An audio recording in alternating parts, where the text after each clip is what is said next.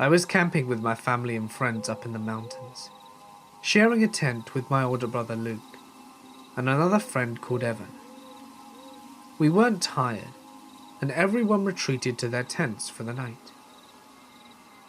But the fire was dimming, and we were bored, so we went inside our tent to watch Adventure Time on my laptop. We all passed out after a few episodes, and I woke up sometime during the night into an episode of sleep paralysis. I have weird sleep habits and experience sleep paralysis every few months or so. So for those of you who haven't had it, basically, you're awake but you can't move, and sometimes experience auditory and visual hallucinations.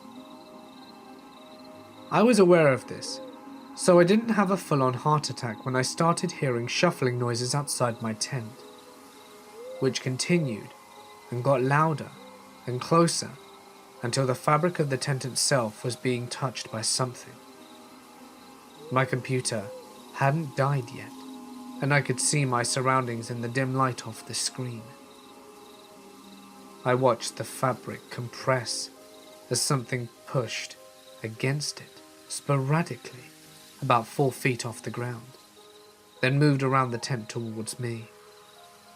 I watched 3 distinct impressions follow this creature around the side of the tent.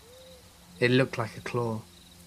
I was terrified and filled with adrenaline, but another part of me remained calm, assuring my body it was all a dream. I couldn't do anything, so my fear was pointless, but I continued to observe it and my sleep paralysis began to fade, and I realized I could move. No longer so was I convinced I was dreaming. I reached over and shoved Luke awake. I tried to get him to look, to see if there was really something out there. But I must have sounded like I was sleep-talking because he just rolled over and went back to sleep, waving me off. Eventually the rustling stopped, and I was tired and groggy enough that I fell back asleep. In the morning I'd completely forgotten about it. That's until my brother-in-law said to us, "It's a good thing we put the dog in the car last night. There was a bear here," whilst we were sleeping. Dean pointed out the tree where we'd strung up our trash and saw the fresh, gaping claw marks about 9 feet deep up the trunk. That hit me hard. I had seen the bear and calmly watched it test the fabric of my tent 12 inches from my face. I went camping with the summer program when I was 16. 12 other guys being managed by 4 adult men, and we were having a great time. S'mores, hot cocoa, campfire stories, the works. We all had to be in our tents and either sleeping or awake, but quiet, by 11. I was in a tent with 2 other guys, staying up later and just talking typical teenage guy stuff. As one guy is talking, I start to hear heavy breathing nearby, like someone has just been running and is out of breath. I ignore it and keep listening. I figure I'm just a weird kid hearing things, or that one of the guys in the next tent is making the noise whilst he sleeps. Then we hear, "Please, help me," from outside. It didn't sound like anyone in the group. It sounded like an old man out of breath. We all went dead quiet and listened to this guy's breath, then asked again with a whimper at the end. I don't know what possessed this guy near the front of our tent, but he turned on a flashlight and opened the inner flap, but kept the outer zipped and looked out. We just see a pair of bare, old and scabbed pale legs standing there. It looked like this guy had been walking nude through the woods for some time. He asked for help and kept standing there. We were all paralyzed with fear. But the guy at the front managed to say, "Keep walking down the trail. A ranger will be there soon." The guy stopped breathing and said, No rangers. They keep me here." It was at this point someone else finally spoke up. A chaperone came out of his tent with a flashlight and cautiously asked him how long he'd been there and what happened to him. The old man didn't answer, just started sobbing and ran off into the woods. We saw by the flashlight that he was completely naked and emaciated. This was maybe 7 or 8 years ago, when I was 20, and in a really bad way. I had been screwing up my life via heroin for the past year. But after a lot of help, love and luck from friends and family, finally, I was getting my head cleared and was almost there, above the black tar hell I had gotten myself into. I decided to get out of the city and drove 2 hours out to a smaller town in Missouri, where Google Maps told me a small campsite by water was. I knew that there shouldn't be very many campers because it had just gotten cold and was around 40 or so that night. Nearly there, as I'm driving down a misty morning road, just a picturesque straight 2-line highway. There's this object laying in the road about half a mile up. I slow my approach and can see this shaggy mutt just hanging out. I stop and rolled down my window right next to it, and she came up, licked my hand and wagged her tail a bit. She seemed to expect something of me. She had no tag, no tattoo for Chip, and was just a dog with no name. Naturally, I popped open the passenger side door for her, and she was so glad and hopped in.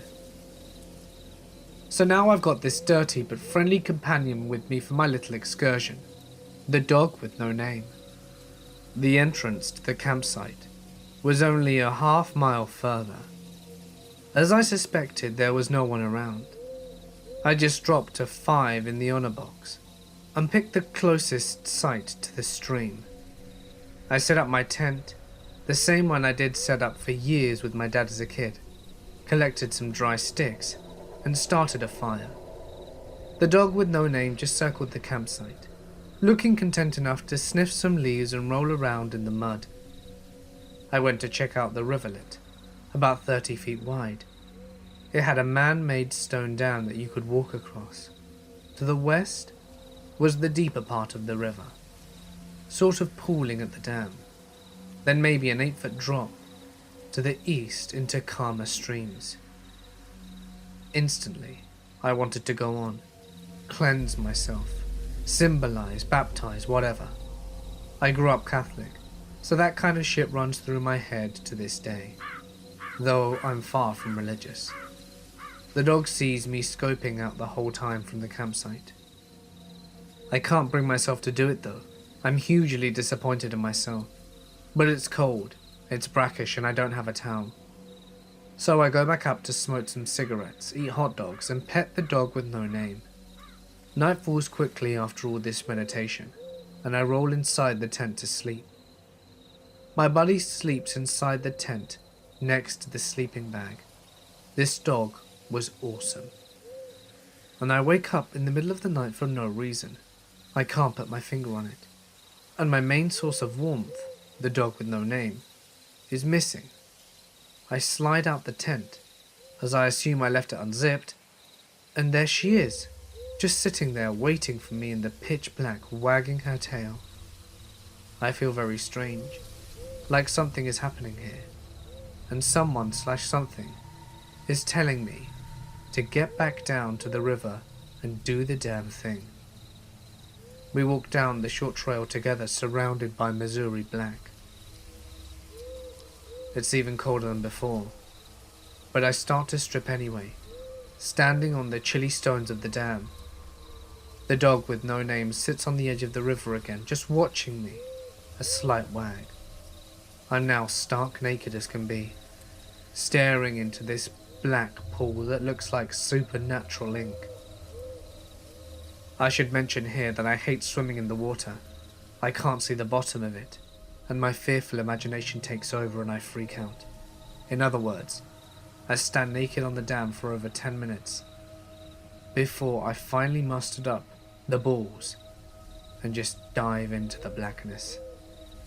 It was cold as hell and scary as shit.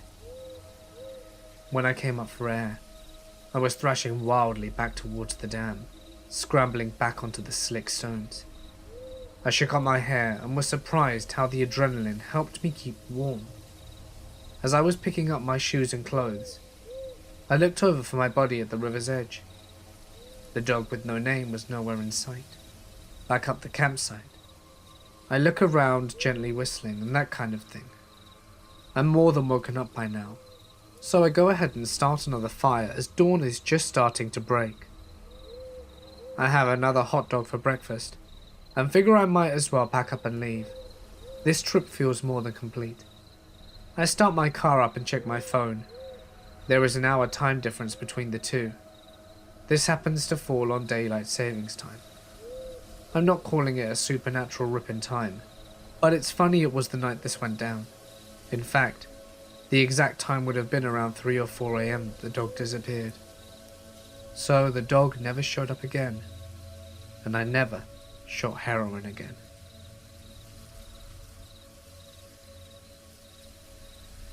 Whilst prospecting out here in the Caribou region, I came across a set of rock piles, known as Chinese piles, out in the middle of nowhere.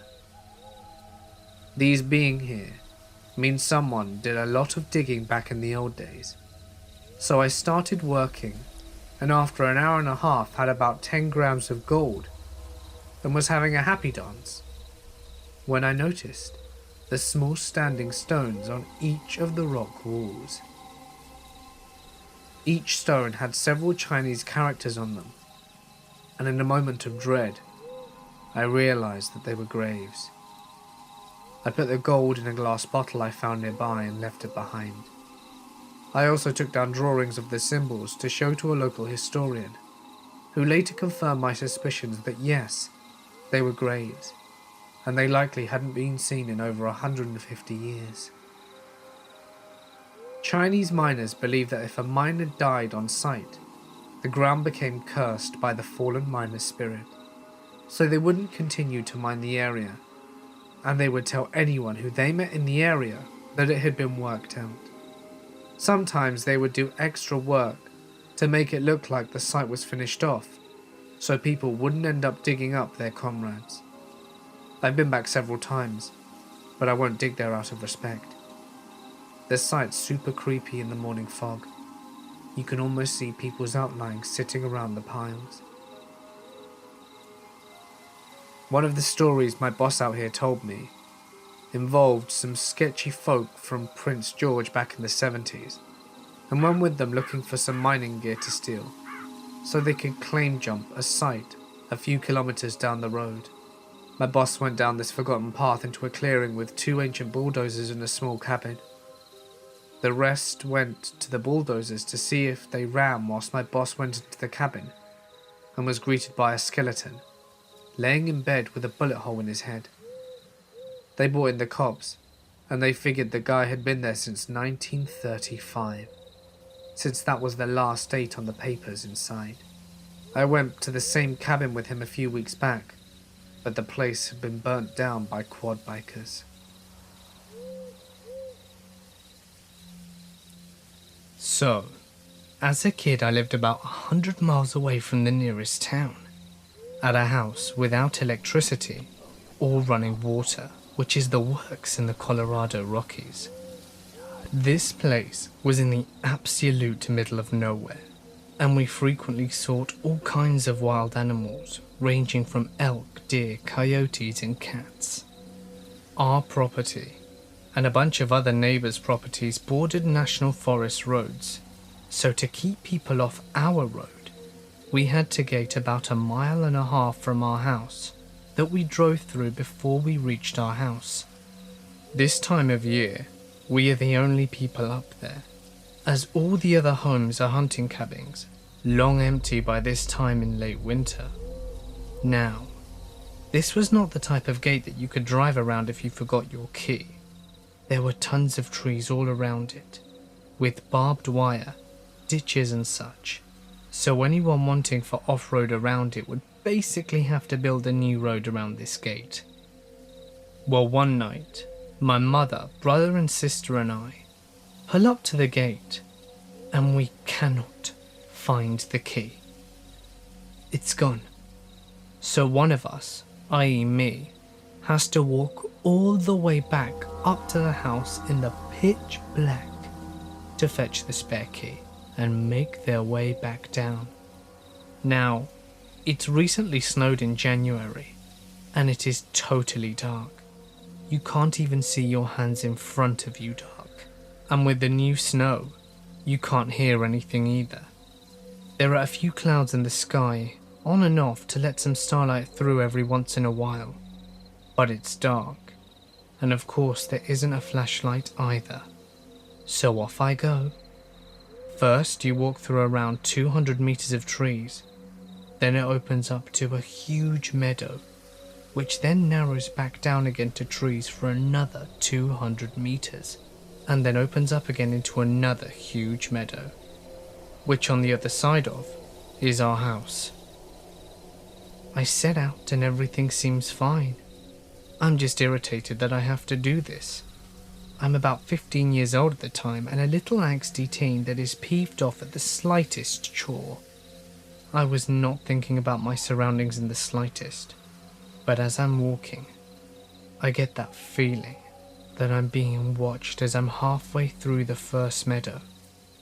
That deep, creepy dread that something is right behind you and you can't see what it is, made it 1,000 times worse by the lack of light and lack of being able to hear.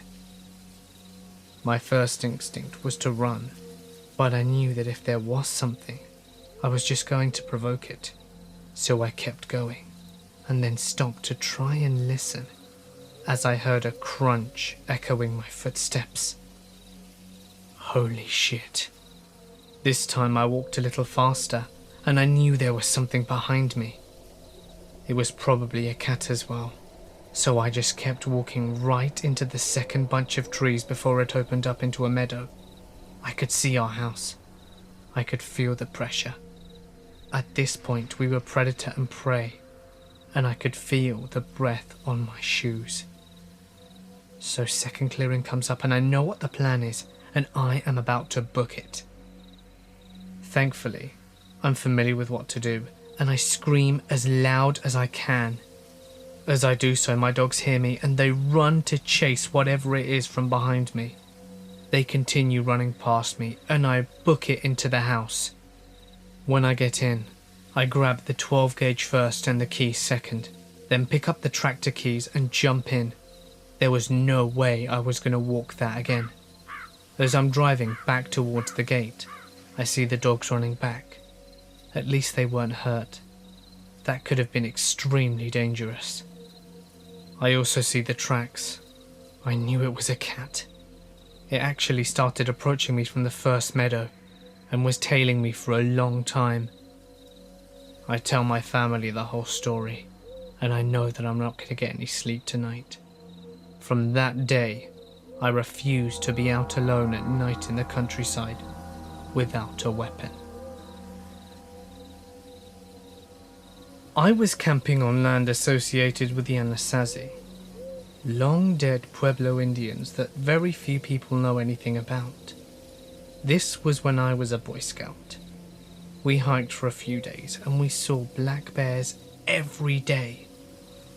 It's normally a somewhat unusual sight and freaked out the adult leaders and caused us to religiously use anti-bear tactics like bear bags. Not totally related to the story, but it slowed us down, which led us to the events here. Anyway, we camped in a wood cabin at the bottom of a plateau, and the local rangers told us a bunch of spooky camp stories about the plateau and its relation to the long-dead Anasazi people. Even their real names is lost to history, as Anasazi is what the Navajo called them, meaning ancient enemies, or those who are not us. Another part of what they told us that stands out is that the Anasazi were obsessed with ravens and possibly crows as well. And a lot of their superstition revolved around massive raven people and people with raven heads, stuff like that. I completely forget all the other details at this point, as it was well over a decade ago. Anyway, my tent mate is a bit slow, and is also very allergic to peanuts. He ends up eating some of the pre-packaged food that contains a copious amount. That, combined with the ongoing poor planning, fear of bears and sloppy leadership, causes the adults to decide to camp out on the plateau rather than keep going. On this scout ranch, you're only supposed to camp outside the designated areas and never on the particular plateau, just because of the geography and the environment. But forget the rules, because we do anyway. We set up camp, eat, lay the bear bag, and head off to sleep. That night, though, was the craziest thing. I could hear so much thunder, and so could my tent mate, but absolutely no rain, like insanely loud. My tent mate and I were terrified. It could have been heat lining, but it sounded impossibly close. We're terrified. He, the braver one of the two, actually goes out to check. As he opens the flap, I see the forest behind him. He comes back a few minutes later, and the thunder pretty much stops at the same time. He looks at me and goes to bed without saying anything at all. It's not unusual in itself. He could be pretty slow and non-social, and likely had mild autism in hindsight.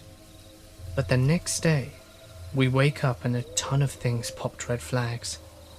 Firstly, our tent is facing an open field, which is very strange, because yesterday we both saw forest from when he left the tent to check. Second, no one else heard lightning that night, except for us, which was absolutely crazy as it was loud enough to wake everyone on Earth. Remember how my tent mate checked out the thunder as well? Well, he had no recollection of what he saw. He woke up confused, saying that the last thing that he remembered was just stepping outside. The good part though, the guy in the tent next door brought this up before we did. He also decided to get up and check it out, and he claims that when he stepped out of the tent, there were no trees anywhere. Just extremely long, tall pole objects, almost as if there were thousands of stilts. When he looked up, he also said that there was no lightning visible, but it was super bright, full moon on steroids bright. He also claimed that he had seen flying, winged, pitch black objects, bigger than cars, and they looked like they had wings on them and that they were round. He dove back inside and doesn't remember going to sleep or the noise going away. Remember the giant raven myths? I did, and I was scared shitless. I wouldn't have believed him if I hadn't have seen the trees and heard the thunder for myself. About 10 years ago, I was working as a private investigator. It sounds cool, but it actually isn't. You spend about 3 to 5 hours each day driving to your cases, stake them out in a blazing hot car with the engine off for 8 hours, and then spend 1 to 3 hours in a hotel room writing up your reports before finally getting some sleep and doing it all over again. I did this job for about a year after completing my training to be a medic in the Army Reserves. I was young at the time, so the idea of making $50,000 a year and travelling all over the country whilst living out of a suitcase seemed appealing to 19-year-old me. As I said before, you spend a lot of time driving around in areas you're not necessarily familiar with. On one of those late nights, I found myself driving onto a twisting mountain road just outside of Taos, New Mexico. The area was heavily wooded with narrow roads that curved sharply, without a lot of places to turn off, since you were driving up and around mountains and forests. In the middle of the night, as I maneuvered my rental vehicle through a curve, I saw a woman stumbling along the side of the road carrying a small child. The sight caught me off guard and sent a shiver down my spine. It was so unexpected and so out of place. There were no houses nor buildings around me, and it was around 2 a.m. and pitch black. This unnerved me, but what sent the shiver down my spine was the way she moved. She lurched along with what I can only describe as a shuffle, straight out of a George Romero zombie flick, and she didn't look up or acknowledge me as I drove by. She just stared aimlessly at the road in front of her. You have to remember that I was 19 years old, and fresh out of a year of extensive army training. I was in peak physical shape, and I thought I was Billy Badass at the time.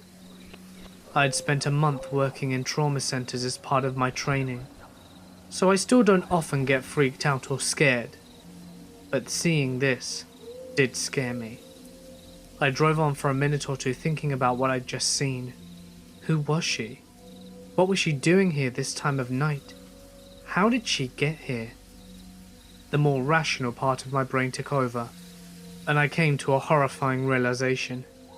I had been driving for about 1.5 miles past her, and I hadn't seen any homes nor businesses, nor had I come across any places to turn off since I had seen her. And it had been about 10 miles since I had come across a place to turn before I saw her.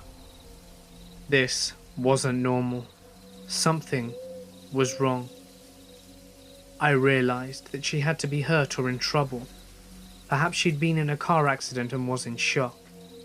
What if the child she was carrying was hurt? I was a medic. I had trained for a year to help people. Sure, I was scared and unnerved. But how would I feel if they later died of exposure out on the mountain, and I was too much of a coward to go back and help? Wouldn't I also be scared the first time I saw combat, when my friends were depending on me? I had to man up and turn around. And as soon as it was safe, I did so. I drove back to where I'd seen her, half relieved and half horrified when I could not find her. I traced the road 6 times. Where could she have gone? There was only a small area on the side of the road and guardrails for miles. I drove, turned around and drove, and turned around and drove, and turned around and drove again. I was obsessed with finding her. Part of it was out of concern for her child. Part of it was proving myself that I was doing the right thing, even though I was scared shitless. After a while, however, it became about me proving it to myself that I wasn't actually going insane. I spent hours looking for her.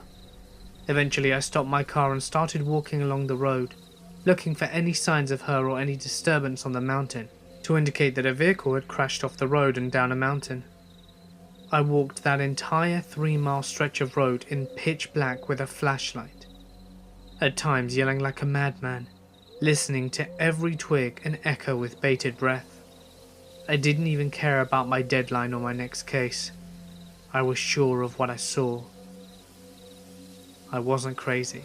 I wasn't seeing things, and I wasn't overly tired.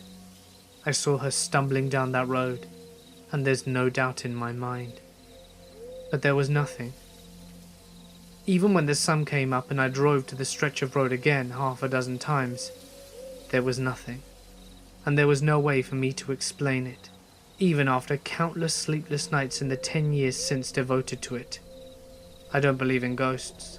I saw this bullshit documentary and laugh away their evidence in stupid orbs like the rest of you do. But I also don't know where the hell the stumbling woman and her child came from, or where they went. So, on the off chance that you were stumbling down a windy road in Taos, New Mexico about 10 years ago with a toddler in your arms, please, tell me what happened, where you came from, where you went, and that you were both okay. I've been puzzled for a decade now. I used to regularly walk portions of the Appalachian Trail, and usually take a week or two by myself. Anyway, at one point I was coming over a pass and saw a figure on the trail ahead. Seems to be a lone young woman. It's twilight and the moon will be bright. I have solar rechargeable lamps, and I yell ahead, "Ahoy!" She doesn't break stride or pause. Being on the trail, people are friendly and cooperative. Looks like she's had a bad day, and no tent. Now sure, I like to sleep under the stars, and I usually hike with a hammock and a rainfly, but something seemed off. We were way out here. The last trail shelter was a few miles back, and we were on a very heavy bush cliff. Nowhere you want to camp for the night. I figure she might be wary of strangers at night, so I keep my own pace and don't really pay much more attention to her until she disappears over the next pass, and I realize she's walking this trail. Now dark, with some moonlight but heavy tree cover, without a torch, lamp or any personal light source. I'm getting worried about this girl. Remember, we are walking with a sheer cliff face a few yards away from us, and conditions aren't perfect. Roots, dirt, mud, moss, rocks, anything can trip you up. So I pick up pace and hurry over to the pass. She's nowhere, and there's a clear line of sight probably 200 yards ahead, and she's nowhere to be seen. But then I see a torch in the distance. Red lamp. Actually, there's two now that I'm getting closer. I flash my torch, and they flash theirs. I call ahoy, and a man and woman respond. We finally meet up and do the whole meet and greet, exchange trail names and chat for a bit about what's ahead in our paths, since we were walking opposite directions. I say to the girl, "You worried me back there. I saw you walking without a light and then you disappeared over the pass. I'm sorry I spooked you. Didn't think you were that far off though. Must have run like crazy to cover as much ground." She looked confused. "What are you talking about?" I explained everything, and she said that she hadn't seen anyone on the trail for at least 3 miles. There was no one reported missing, no abandoned campsites, nothing. I followed up with state police and rangers. Nothing. Who the hell was on the trail ahead of me, walking at night with no light, minimal gear, and then to just suddenly disappear when there's only one way to go along the trail? I'm still clueless.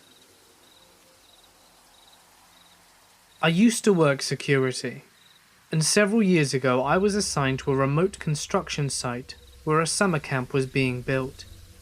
It was quite literally in the middle of the woods, roughly 4 or 5 miles into the forest, with only a single access road that they'd been using to haul equipment and supplies and such.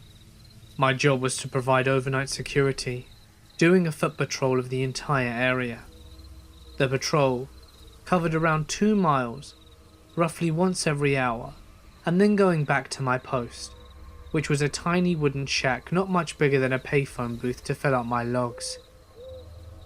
Other than the occasional black bear, coyote or bobcat, it was a very boring assignment, with one exception. I was doing a routine patrol one night near the end of my shift, around 3 AM or so. I just passed the gate, where the access road enters the site, when I heard an extremely loud, piercing scream that seemed to have come from a distance down the road. It sounded like a woman screaming in absolute terror, and at this point I need to clarify. I hear bobcats pretty often around my house, and encounter them occasionally whilst working in remote areas. They definitely have a distinctive and creepy scream, but there is absolutely no way that this scream was a bobcat. I immediately took off sprinting as fast as I could in that direction. I didn't hear anything else after the initial scream, but about a quarter of a mile down or so, I came upon a car parked just off the side of the road. There was no car in sight when I'd come through on my way to my shift, so it had to have been parked there fairly recently. Not running and with no lights on, and no doors open nor anything. I called out to see if anyone was there, but got no reply. I looked around the general area and didn't see anything. Needless to say, I was pretty goddamn sketched out at this point. I ran back to my post and reported what I'd seen to the local police, since there wasn't really anything else I could do. Unfortunately, nothing ever came of it. I've never found out whose scream I heard or what caused it. The car was apparently owned by a guy who lived in the area, but I never heard why he was there. My supervisor suggested that maybe I'd heard a mountain lion or another animal screaming, but I've heard those animal sounds before, and although they're definitely freaky, there's no mistaking an honest-to-God human scream. A friend of mine and I were hiking through the woods. It was dark out, and we were beginning to head back towards home, when something came across the path by a fallen tree. It's hard to describe, but it looked like a man in a hooded cloak. It stood, and then slowly and silently moved to a tree and keeled. We couldn't see its face, but we got the feeling that we were being watched. We tried to shrug it off and keep moving. Further down the trail, we saw it again. Being in our early teens, we decided stupidly that we were going to get to the bottom of this. So we started after it, and it started charging. We screamed and it stopped, and then took off into the woods. Feeling brave again, I grabbed a big spear-shaped stick and took off after it. I ran for a bit through the woods until I could see the outline of it once more up ahead through the moonlight. I knelt and watched as another popped up beside it, then another, and then I heard moving to the side of me. Realizing that whatever these things were, they had surrounded me. I quickly noped out of there in the direction I left my friend, so I know that sounds like the creepy part, but it gets weirder. My friend wasn't there when I'd left him. So I called out to him, and he responded a little away, followed by, "You've got to see this." So I followed his voice and came to a clearing. It was bright as hell, and floating around the clearing were legit balls of light, almost like the fairy fountains from The Legend of Zelda. These were pure white light, and we looked at each other, and then hightailed it back to the trail and went home. It was definitely the strangest and scariest thing I've ever witnessed. I grew up in a very rural area of the Deep South, and spent most of my time riding horses alone in national forests and expensive private properties that bordered our house. There was an old abandoned house 2 miles ride through the woods from me. I often rode by it on my journeys through the woods. Sometimes I tied my horse up, went inside and explored, but there was nothing really of interest. There was just trash, and things that looked like electricity bills from the 80s. I think an old woman used to live there based on some pictures that I found. Time went on, and I went away to college, taking my horse with me. I no longer rode past this abandoned house after graduating my college, and my horse and I moved back home for a little while, and I decided to go back to explore the area again. So I rode my horse the 2 miles through the deep woods to get to this house, which itself is probably 1,000 feet from a lonely gravel road that cuts through the forest. It is very secluded and almost creepy. The house is about 3 miles away from a paved road. I am less brave than I used to be, so when I entered the house I felt out of place and slightly scared. But I used my cell phone light to explore the rooms anyway. A lot was just as I remembered, but right as I was about to leave, I found half a skeletal calf in the corner of the entry room. I have no idea how the calf got shut inside a building. The doors were firmly shut when I approached it, and also the screen door opened one way, so it was impossible for both to be open at once for some creature to accidentally wander in. Furthermore, the nearest cow pastures were a good bit away from the house. I left the abandoned house with the image in my head of some deviant, cruelly trapping a calf in there for sick purposes. I hope I never have to meet the sickos who did that. It's felt like years. Allow me to explain. It was a vivid summer day, and I had taken a short notice trip to Arizona, trying to find some relief from the tiresome sunshine state on the other side of the nation. I only decided to leave when I was hit with a rather heavy day at work. My boss decided to chew me out for running late, despite the massive car crash on the motorway. A customer yelled at me because they didn't know what a Gmail was. Yeah, because I can definitely control traffic. And yeah, I definitely want to explain to you what Gmail is. I hate working customer service, so I called in sick and caught a last-minute flight to Phoenix. Phoenix. Yeah, Phoenix. Nice and far away from the hell I called home. I wish I'd never decided to do that. Around 2 days into my trip, I decided to head up to Zion Canyon for some sightseeing. I had spent a lot of time around the Grand Canyon and figured I should set some time apart to check out other places in the area. Besides, I'd never been to Utah before. Maybe I would take a hike, that one trail I had already read upon. Angel's Landing looked dangerous, but it would be something incredible to experience, and certainly worth it if I made the summit. I turned on Google Maps, and my rather shitty Android fumbled around with it until finally it picked up the location. The voice of a robotic woman began to speak. It was the damn GPS lady. She guided me through several backwater roads with twists and turns and roundabouts, until she stopped with a final sentence. Head on Highway 89. Continue straight for 184 miles. Alright, seemed easy enough. As I finally approached the highway, I was absolutely in awe by the view. No more buildings remained. Only the wild, barren landscape of the southwest. Mountains peaked in the distance, covered by desert shrubs. Old trailers and abandoned houses dotted the landscape. Everything was so beautiful compared to the constant headache that was Florida. My eyes soaked up the desert views, relieved that for once it wasn't just endless miles of swampland. I felt so isolated.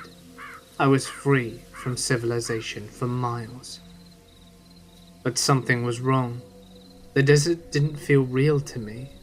The sun was too bright, the mountains too still, and the sky too blue. The whole landscape seemed too picturesque, as if it were straight out of a postcard. It felt as though it were all a facade to drag me into something, and it was not unlike something straight out of a fever dream. You know those mornings as a kid where you wake up with a pounding headache and sense of false reality? I'd been driving for hours, and the scenery just seemed to remain stagnant. I was so sure I'd spent the entire damn day on the road, but the sun hadn't moved an inch. Was I hallucinating? God, when was this road ever going to end? Speaking of it, I'm still here.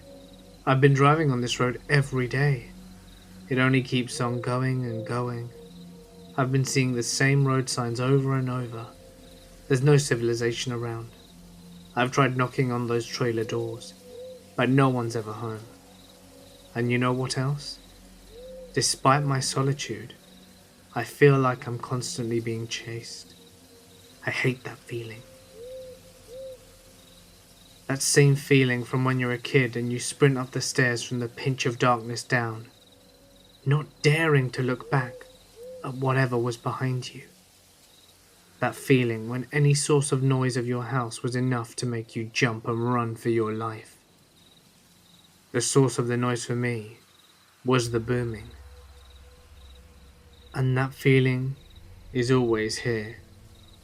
Every once in a while I hear a booming, as if someone is going at it with a gigantic drum. I slow my car down, and the booming gets faster, closer and louder.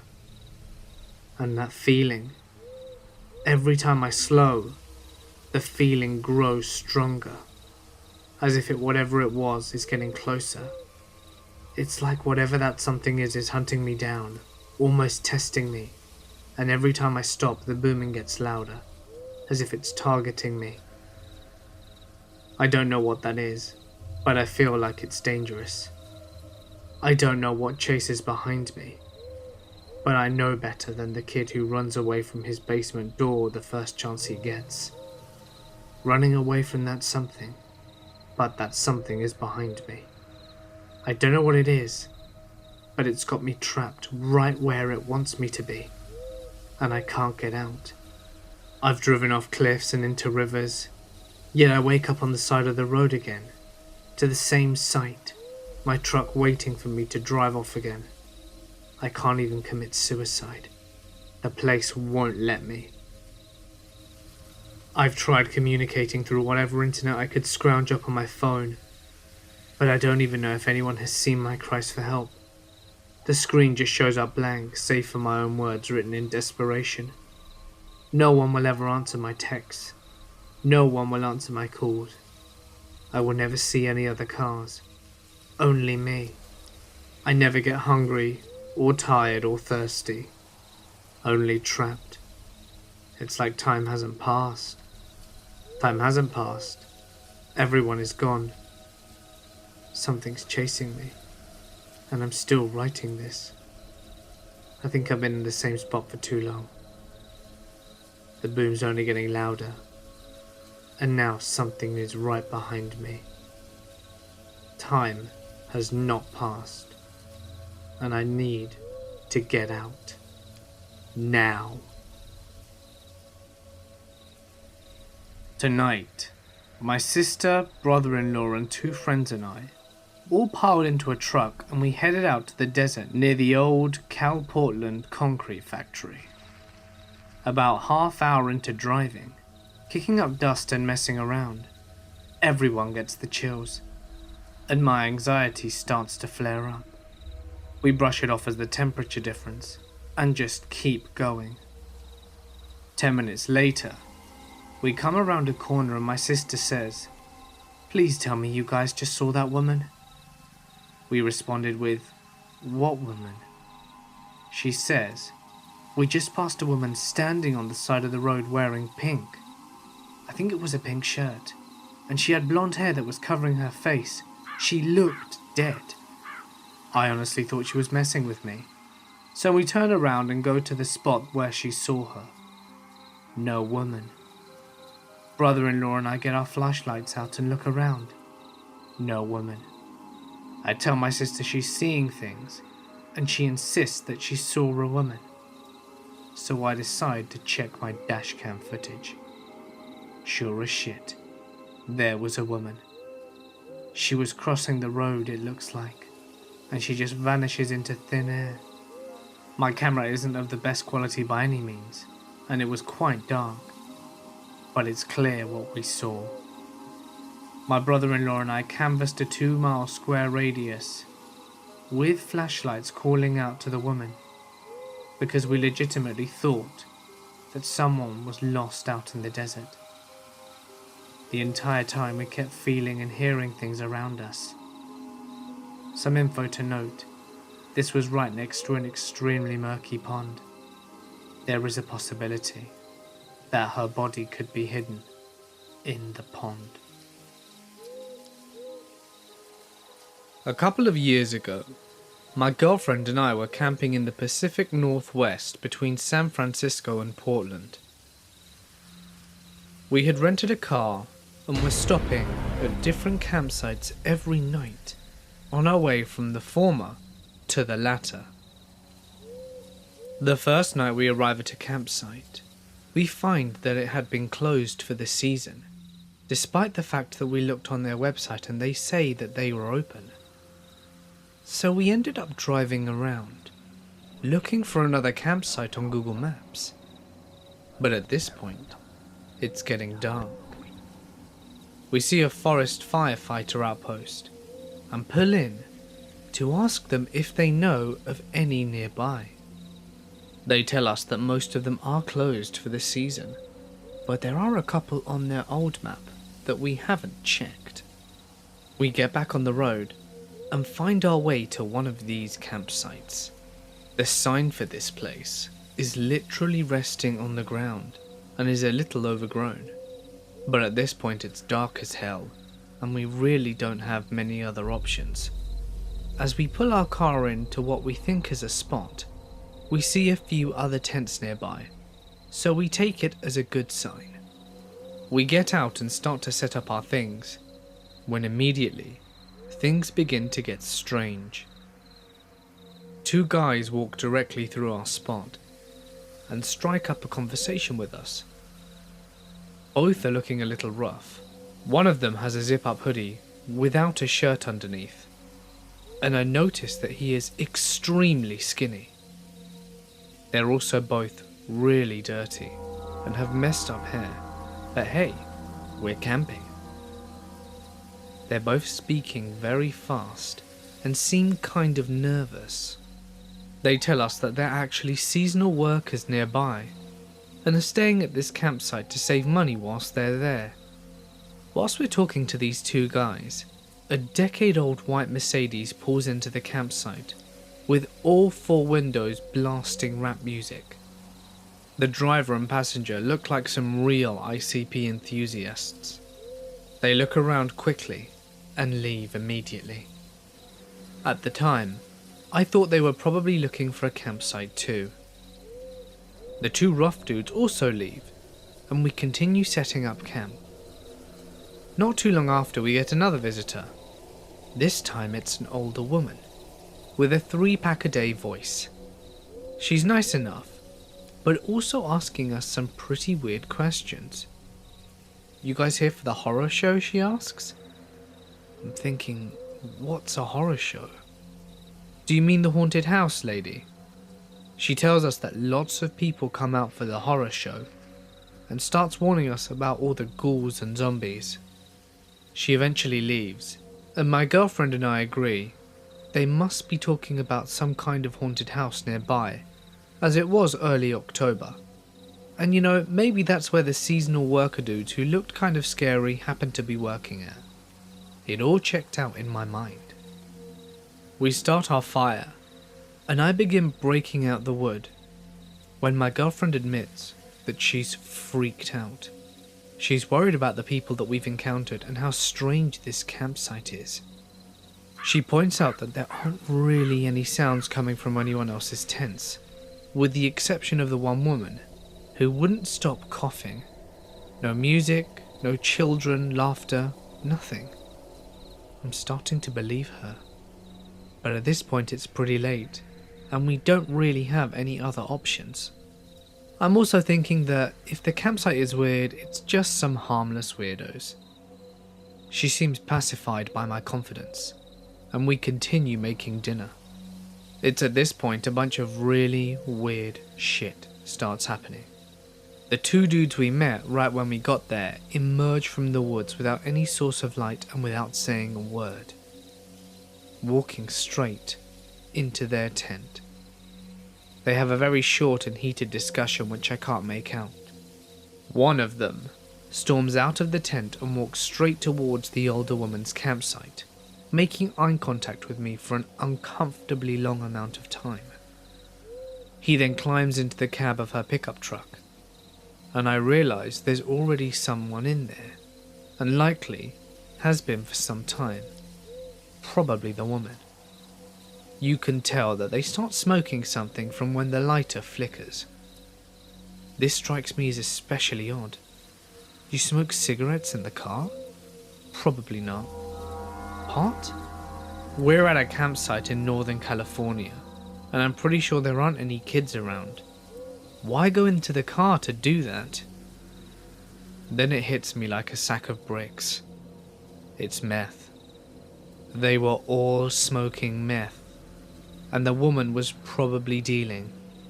The level of comfort she had established in her campsite indicated that she'd been there for a while.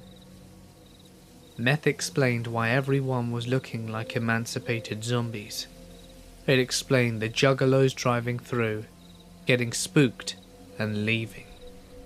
It explained the strange erratic behavior and constant coughing from everyone.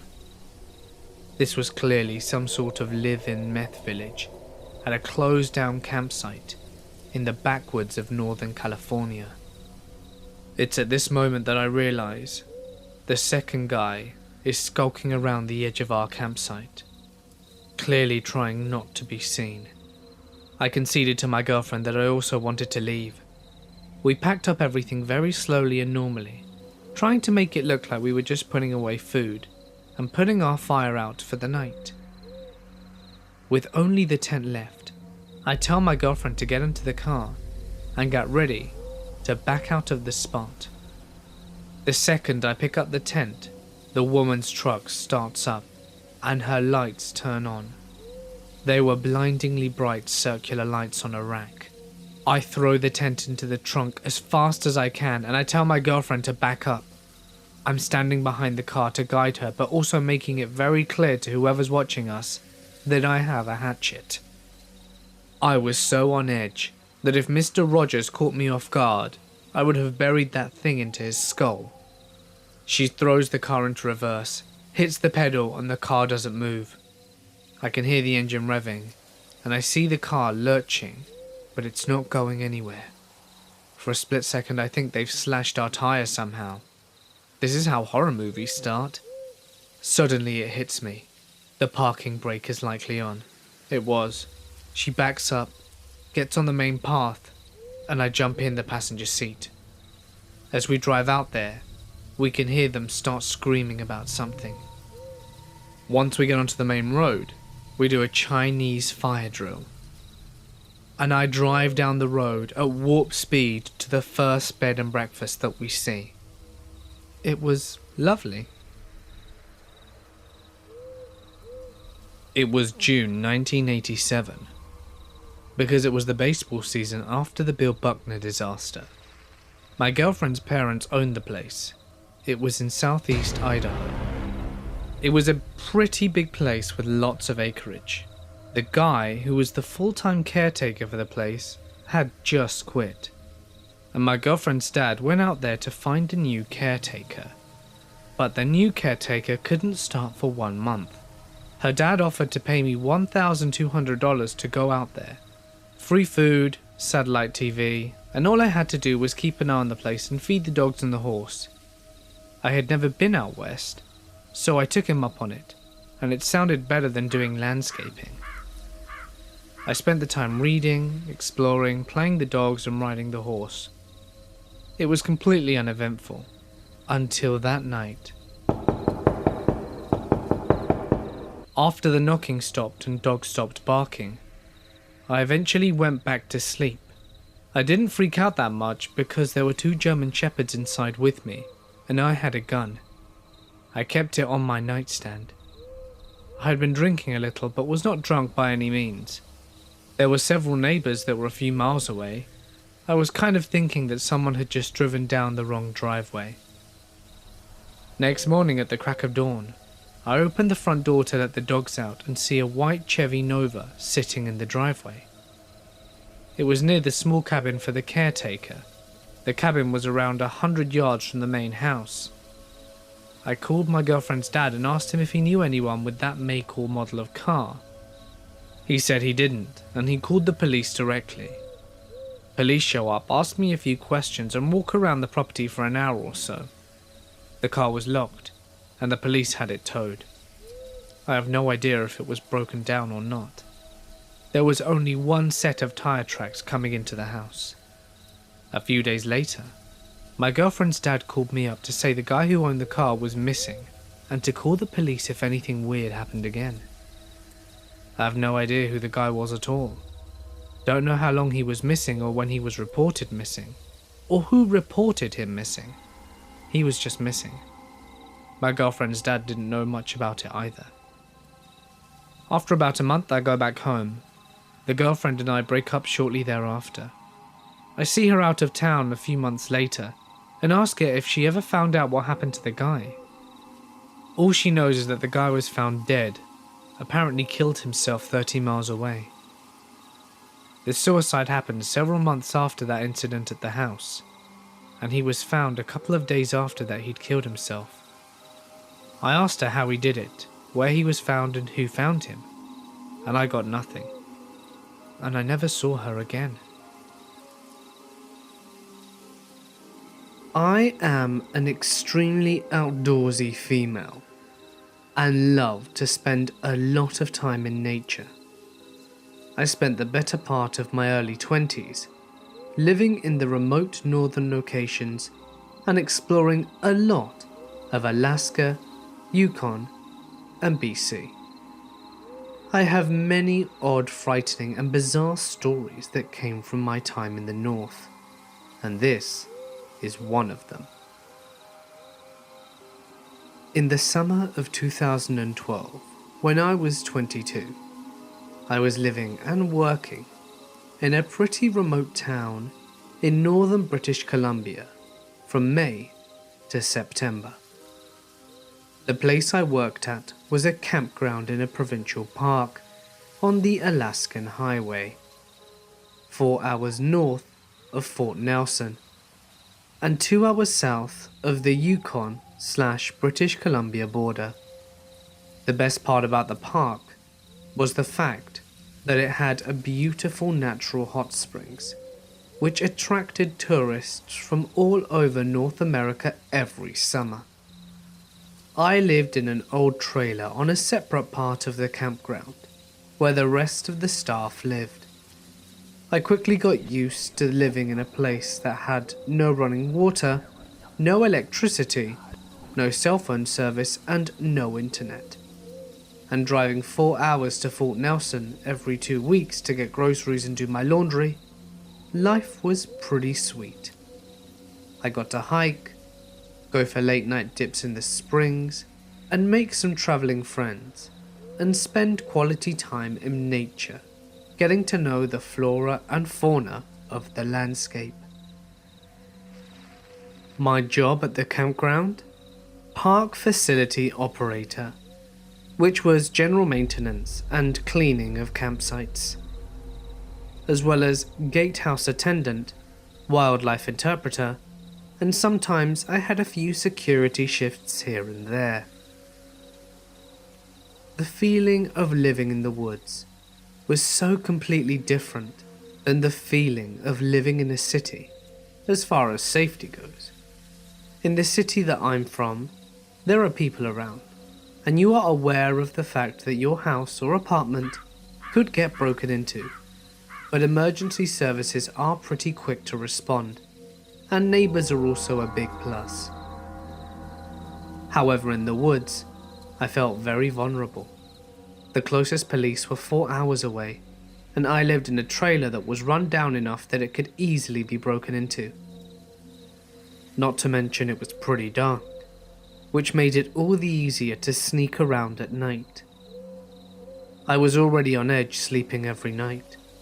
The trailer next to mine was abandoned by the previous manager of the campground, after his son had shot himself in the head inside of it. The previous manager had promised numerous times he would hire a company to drive up from Fort Nelson and tow the trailer away, but that never happened. Not whilst I lived there, at least, and nobody seemed to care about it too much. I went into the trailer once, saw the blood and brains were still on the wall, and never went back again. Back in the 90s, there was also a fatal bear attack at the hot springs. We all had to read the incredibly gruesome and detailed police report for our bear aware training. So yeah, unsettling to say the least. One night, at probably around 2 in the morning, I'm asleep inside my trailer and am woken up by a very loud banging on the trailer door. Reasonably shaken, I look outside the window next to my bed, and I see a car with its lights on and 2 men standing at my door. I can feel the blood drain from my face. This is the moment I've been scared of the entire summer. Through the door I say, "How can I help you?" And one of the guys, clearly hammered out of his mind, starts rambling on about something. No matter how hard I try, I cannot understand what he is saying. I say, "Sorry, I don't understand what you're trying to tell me."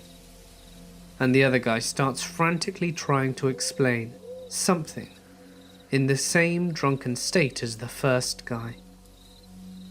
I decide at this point that they don't mean any harm, and I open the door to speak to them.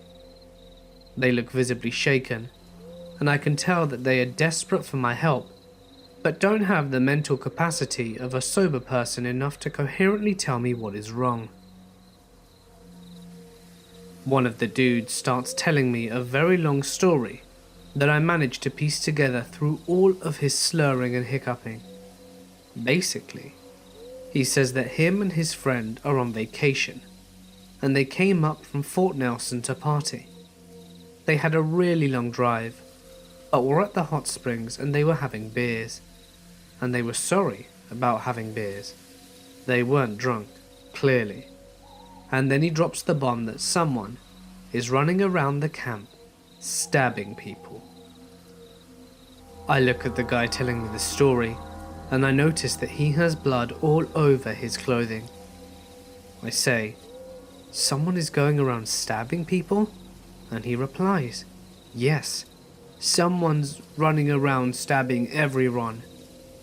Then the other guy yells, "Come on, let's go."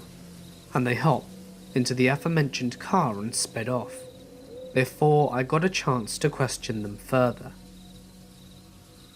Now I'm standing at my trailer door, in the darkness, alone, thinking that there's a maniac running outside wielding a knife. I have no phone, and I know that the only person who has a phone is the ranger, and his cabin is about a 5-minute walk away from my trailer.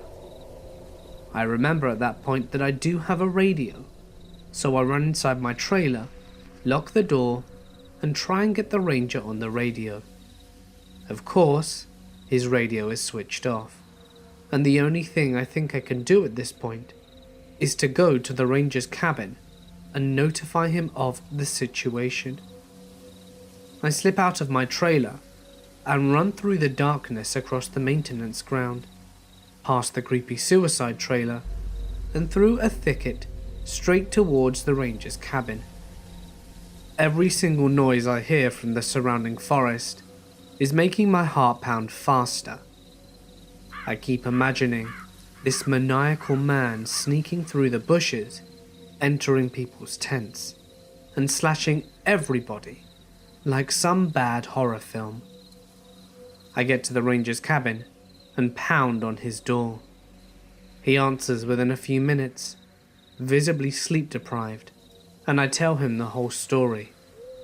Whilst I'm there, he calls the police, and he tells him that they are on their way and will be there in 4 hours. The ranger grabs his gun, walks me to the back of the trailer and says, "Don't let anybody in." I stay up the rest of the night, listening for any sort of disturbance around me. The intense kind of listening, where you're concentrating so hard on any external sounds that might be made, that you almost feel death from the silence. After about 2 hours of doing this, my trailer starts rocking back and forth. I freeze. My heart drops. I can hear the sound of someone breathing extremely heavily, and I'm thinking, this is it. The knife-wielding maniac is going to murder me, and this trailer is going to have to be another one which they will have to tow away. I'm just sitting there on my bed, in my trailer as it's rocking, waiting for the maniac to stop tormenting me and just break the window and stab me. I am listening intently to the heavy breathing, and that's when I hear a grunt, a very non-human sounding grunt. I get a feeling that it's not what I think it is, and I peer out of the window, and I see a bison is scratching its back on the side of my trailer, causing it to rock back and forth.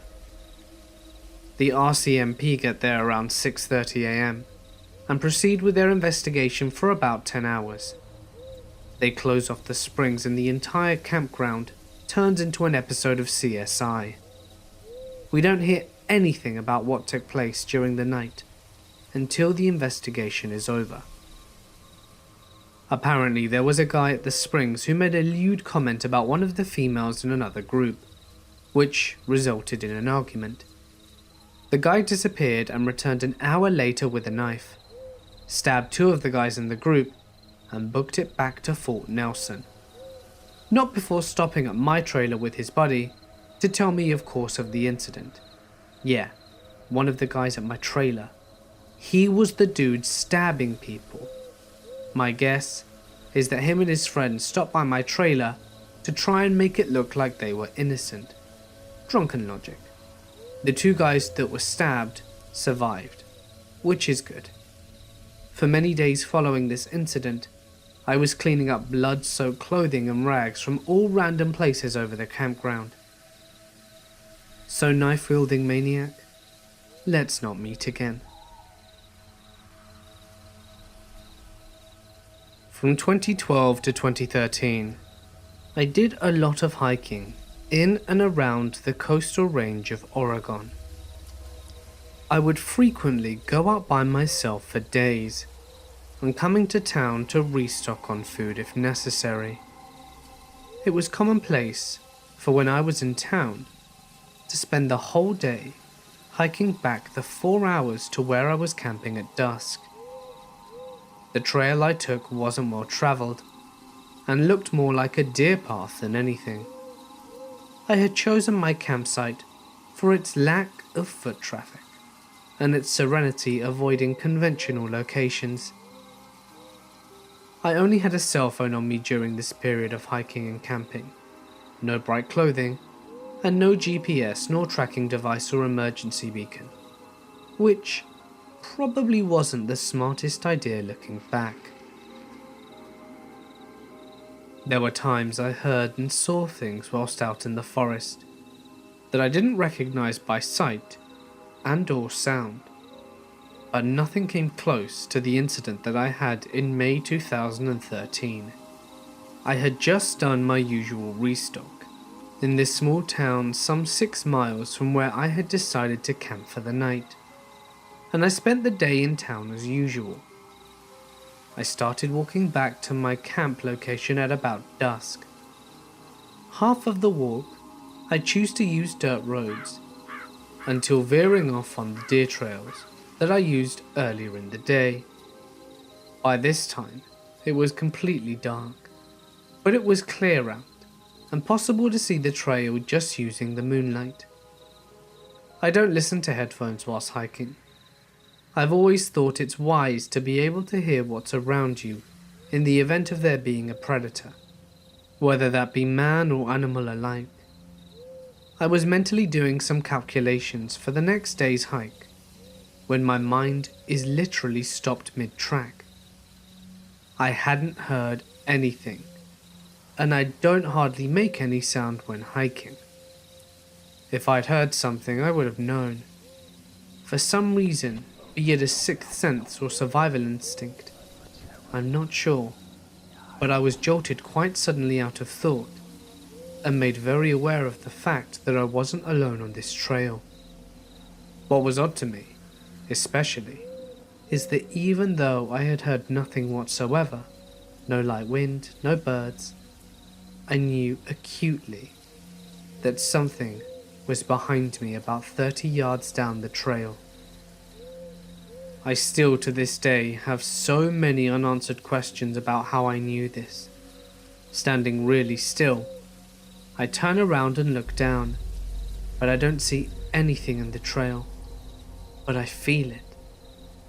It's honestly really difficult to pin down exactly how to describe what I felt, because I hadn't felt that way before or since.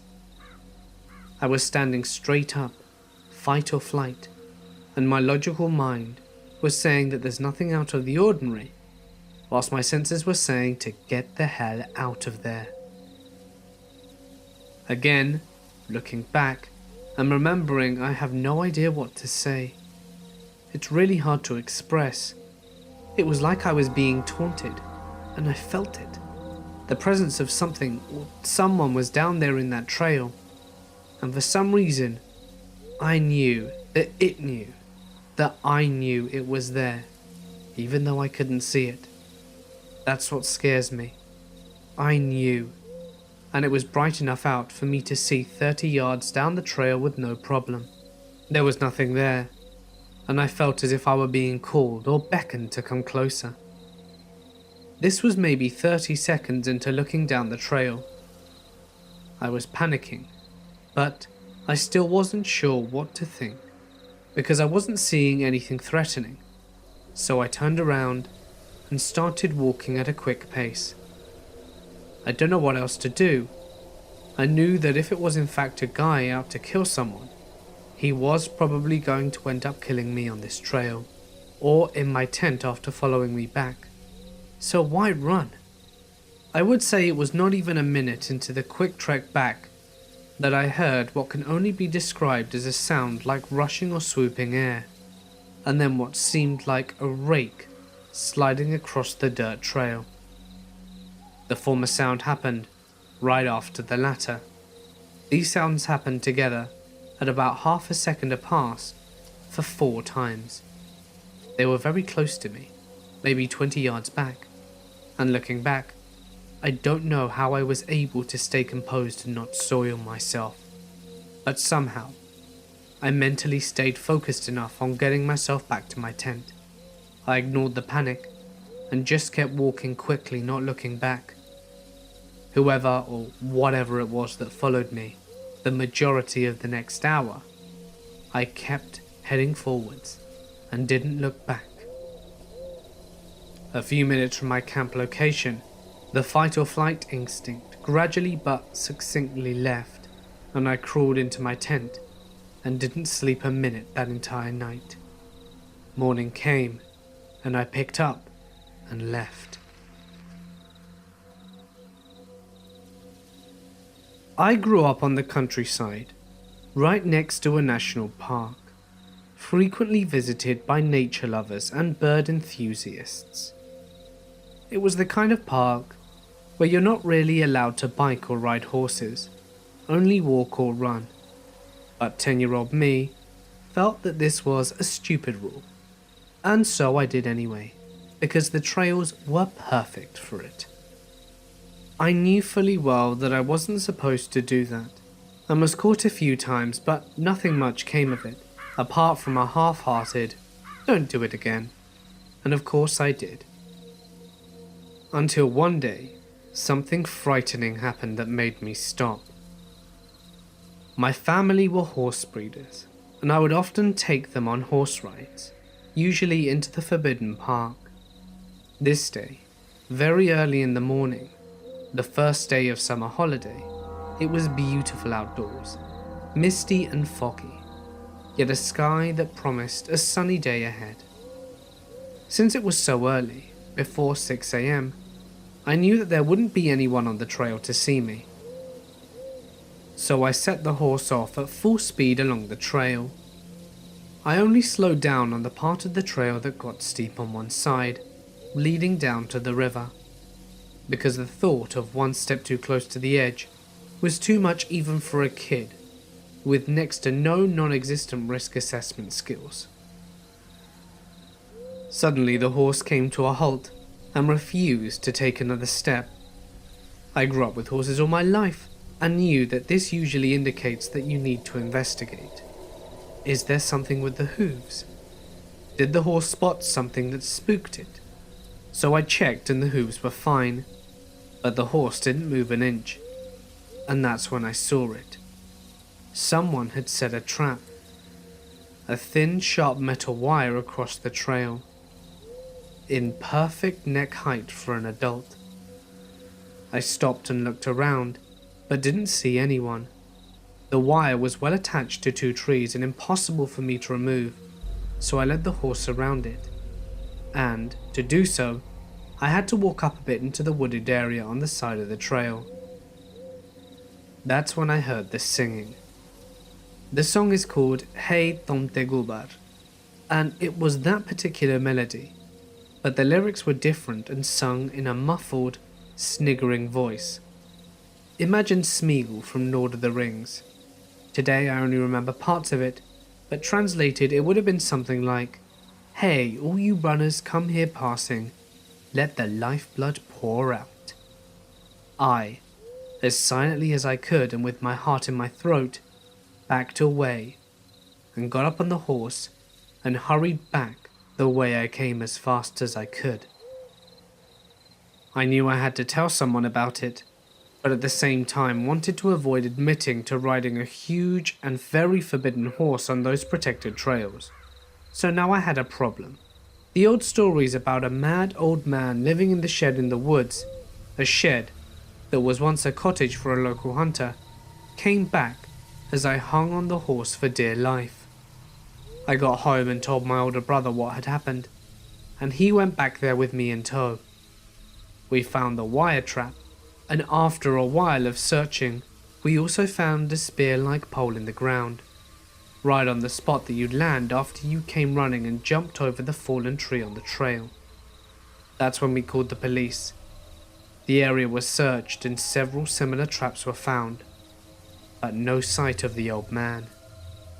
The following summer though, there was big news in the local paper about spear-like poles being found right under the water's surface, directly under the little tower you're supposed to dive from at the lake.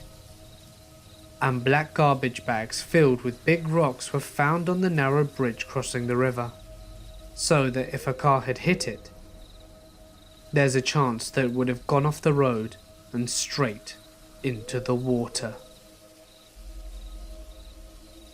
When I was about 10, me and my friend were walking on a road near the river when we spotted a tipped-over canoe. Having been in the fairly shallow river many times before, I didn't think twice about stepping in to push the canoe up and out. But just as I leveraged, the ground seemed to disappear. I was sucked down into a pit and tumbled around like a rag doll, only to be spit back out maybe 20 feet downstream and sucked under again. This happened over and over, as my friend was running alongside trying to get a hold of me. Luckily, I was being shot to the surface often enough to get a little air before going under. He eventually reached me with a branch, and I was able to get out. We didn't make a second attempt on the canoe, and didn't tell anyone about the experience for fear of getting in trouble. But a couple of days later, we learned that an elderly couple had just drowned upstream. Their canoe tipped over, and the undertow took care of the rest. I was nearly killed trying to get the same canoe that had just killed 2 people.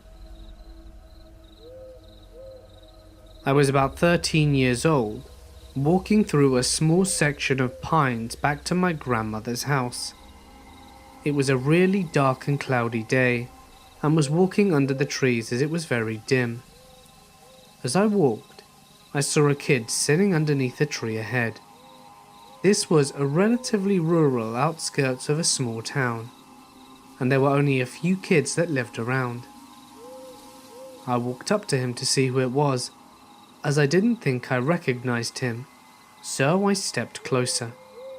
It was a young boy, head down, gaunt and skinny. He was wearing burlap or wool pants, a ragged dress shirt, both very dirty and dingy.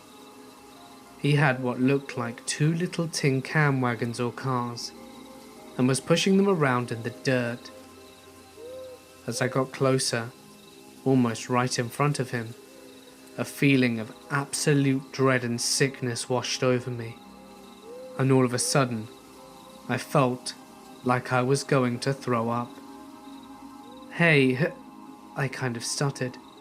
He looked straight up at me, and I froze like a stone, ice cold.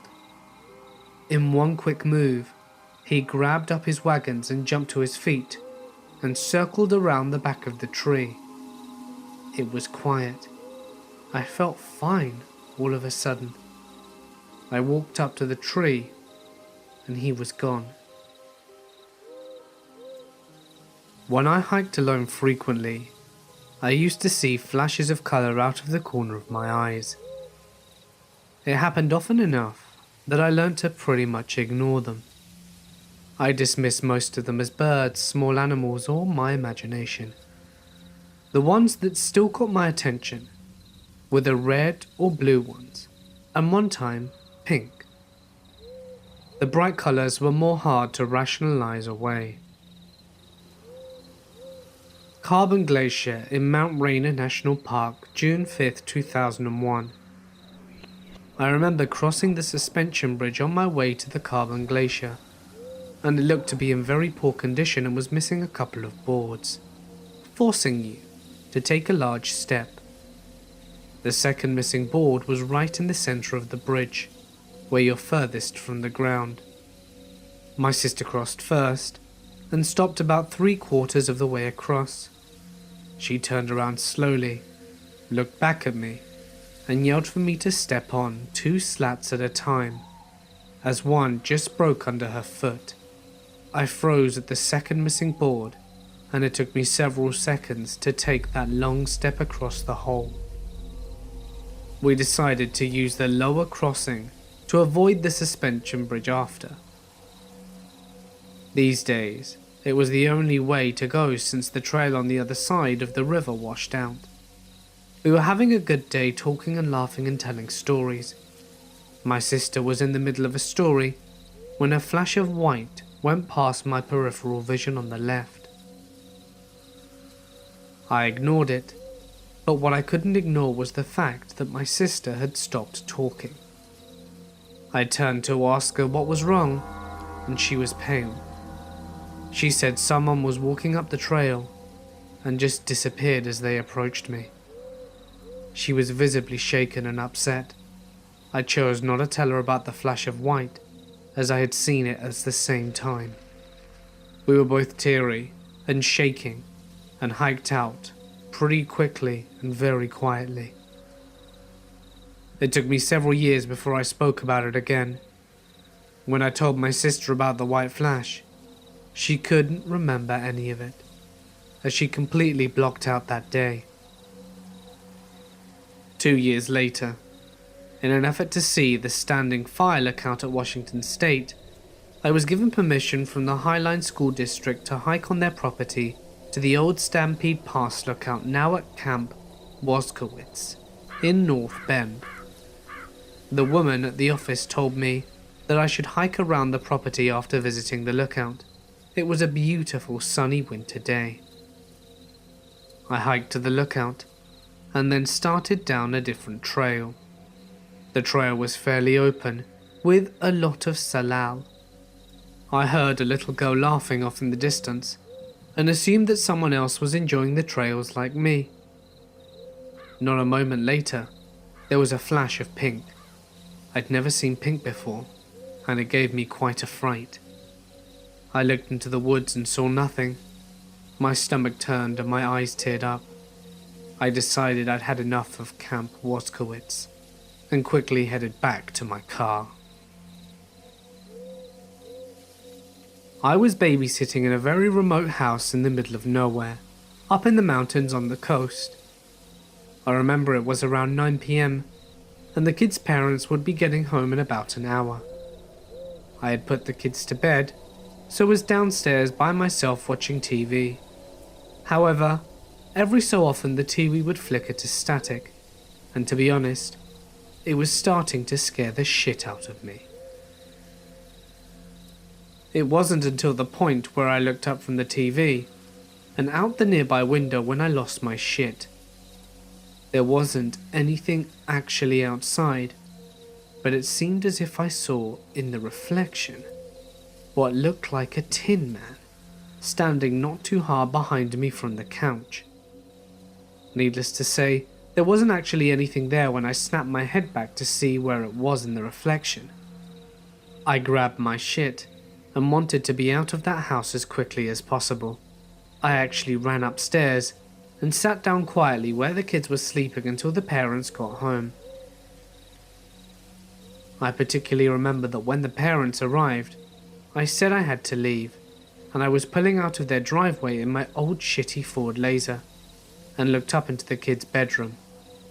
The same reflection I saw earlier was looking back down at me, with a hand raised as if it was saying goodbye. I never babysat there again. At my grandparents' on vacation to Iowa. They live in the middle of nowhere. Couple elderly neighbors and cornfields for miles. It was around 2 a.m. and I was going to go have a smoke before bed. Their back porch has a big sliding door. Well, I walk into the room with the sliding door, and there's a guy in a creepy mask. He's quietly wiggling the door trying to open it. I got so scared, I felt my butthole clench up, and I dropped my cigarette. Right then, the guy freezes and looks right at me. He pauses, then starts frantically shaking the door trying to open it, like this dude was trying to rip the door off the house. I run over to my grandparents' gun cabinet and grab something. By the time I whipped around to point it at him, he was gone. I ran and woke up my grandparents. We all walked around the house with loaded guns for a minute, but the guy was gone. A couple of weeks later, some bald guy walked out of a cornfield wearing a dress. He stood by the highway for half an hour, then got picked up by some sketchy car. I won't even go into cornfields in broad daylight anymore.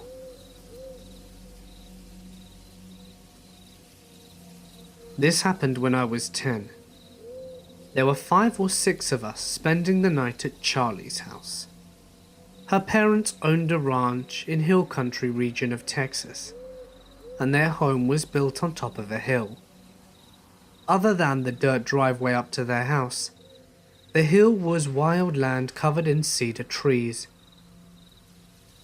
It was a clear, slightly chilly night in maybe October or November. But after the sun went down, the moon was out, so we stayed out playing hide and seek, using the driveway as a base. Their ranch was far enough out of town and well fenced, so her parents didn't have a problem with it. Anyway, during one round of hide and seek, me and my friend Georgina were the last 2 hidden. We were very good at hiding and avoiding the seekers, and they managed to find everyone else. Or so we thought. We almost made it back to the road, when 3 of the girls unknowingly cut us off, and we ducked behind a ridge of dirt to remain concealed.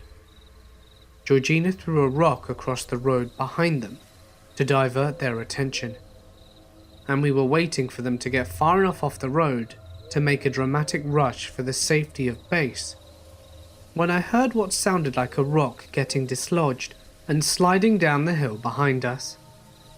I thought Georgina might have done it, so I didn't say anything, but she kind of looked at me and asked if I was okay. I was about to reply when we heard what sounded like one of our friends, Charlie, the ones whose house we were staying at, calling from away down the hill behind us. "Help me." We bolted upright and yelled for the others. They came running back to the road, and we told them what we had heard. No one had seen Charlie since we'd started that round of hide and seek. We took them to the spot where we were hidden, and from there we called Charlie's name. For a moment, all was quiet, Then, faintly, even further down the hill, we heard her say, "Help, I'm stuck." We panicked and ran up the driveway as fast as we could to get to Charlie's parents. When we burst through the kitchen door ready to yell for her mum and dad, she was there at the bar eating a popsicle. "I wondered how long it was going to take for you all to find me," she gloated. We all flipped out, in the only way 10-year-old girls can. Her parents heard us freaking out downstairs and came down to see what's going on. We told them what happened, and her father grabbed his shotgun, got into the truck, and went to drive around the ranch, making sure that there wasn't anyone on the property who wasn't supposed to be there. He didn't find anything. I've always wondered what we heard that night. We didn't talk about it much, but I know it remained in all our minds every time we stayed there past sundown.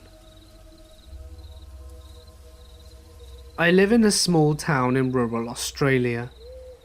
I am a cyclist, and I coordinate sport events, marathons, and sell bike gear and whatnot. Around 6 a.m, I drove my bike up the mountains, and on the way, I passed a woman sitting by the side of the road.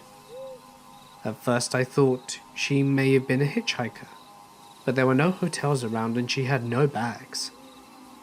I stopped my car around 400 meters away from her, grabbed a bottle out of the car boot, and walked down to see what was going on. At that moment, I realized she's one of the most gorgeous women that I had ever seen. She was probably in her 20s, pale as hell, long wavy blonde hair to her hips, and one of those really German hourglass kind of figures, with these deep blue eyes. She was wearing one of those long summer dresses that beach kids seem to love, which was friggin' weird for the middle of the Australian bush. So I walk up to her like, oh my god, but I'm also thinking, what the hell? I hand her the bottle of water and ask her if she's lost or needs a lift back to town. She just stares at me, doesn't take the water, and doesn't blink. I think, oh shit, is she some kind of crazy? So I ask her if she ran away from somewhere, and she just says, no, and hadn't blinked yet. So I ask her if she's waiting for someone to come pick her up, and she says no again. I ask her where her house is, and she says, here. Keep in mind I am halfway up a mountain, and there are no houses here at all. So I was kind of starting to get creeped out by this lady. I walked back to my Jeep, and I was going to start driving back down the mountain and call the cops and get them to come pick up this lady. And she follows me.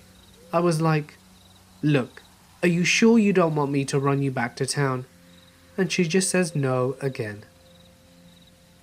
So I'm all like, look, I don't feel comfortable leaving you here in the middle of nowhere. Please let me take you to the police station. And she just turns around and walks off into the bush, miles from anywhere. And I'm sitting there like, what the actual hell? And then I started to get really scared when the bug and bird noises started to come back. It made me realize I hadn't heard a single other sound whilst I was speaking to her. No magpies, no crickets, no early morning sounds at all. I hightailed it out of there and called the local coppers when I reached the bottom of the mountain. Basically, I said there's a woman up in the mountain who refused to get into my car, and then realized how stupid that sounded and hung up. Whoever you are, I hope that you're okay. I have had the fortune of traveling all across this great and wonderful nation. But I've seen something whilst camping that makes me reconsider mountain folk in Georgia. Now, I love my home state. I love exploring the vast amounts of wilderness we have here. I just happen to carry a gun at all times whilst exploring now. I didn't then. I went to the Blue Ridge Mountains with a friend to hike.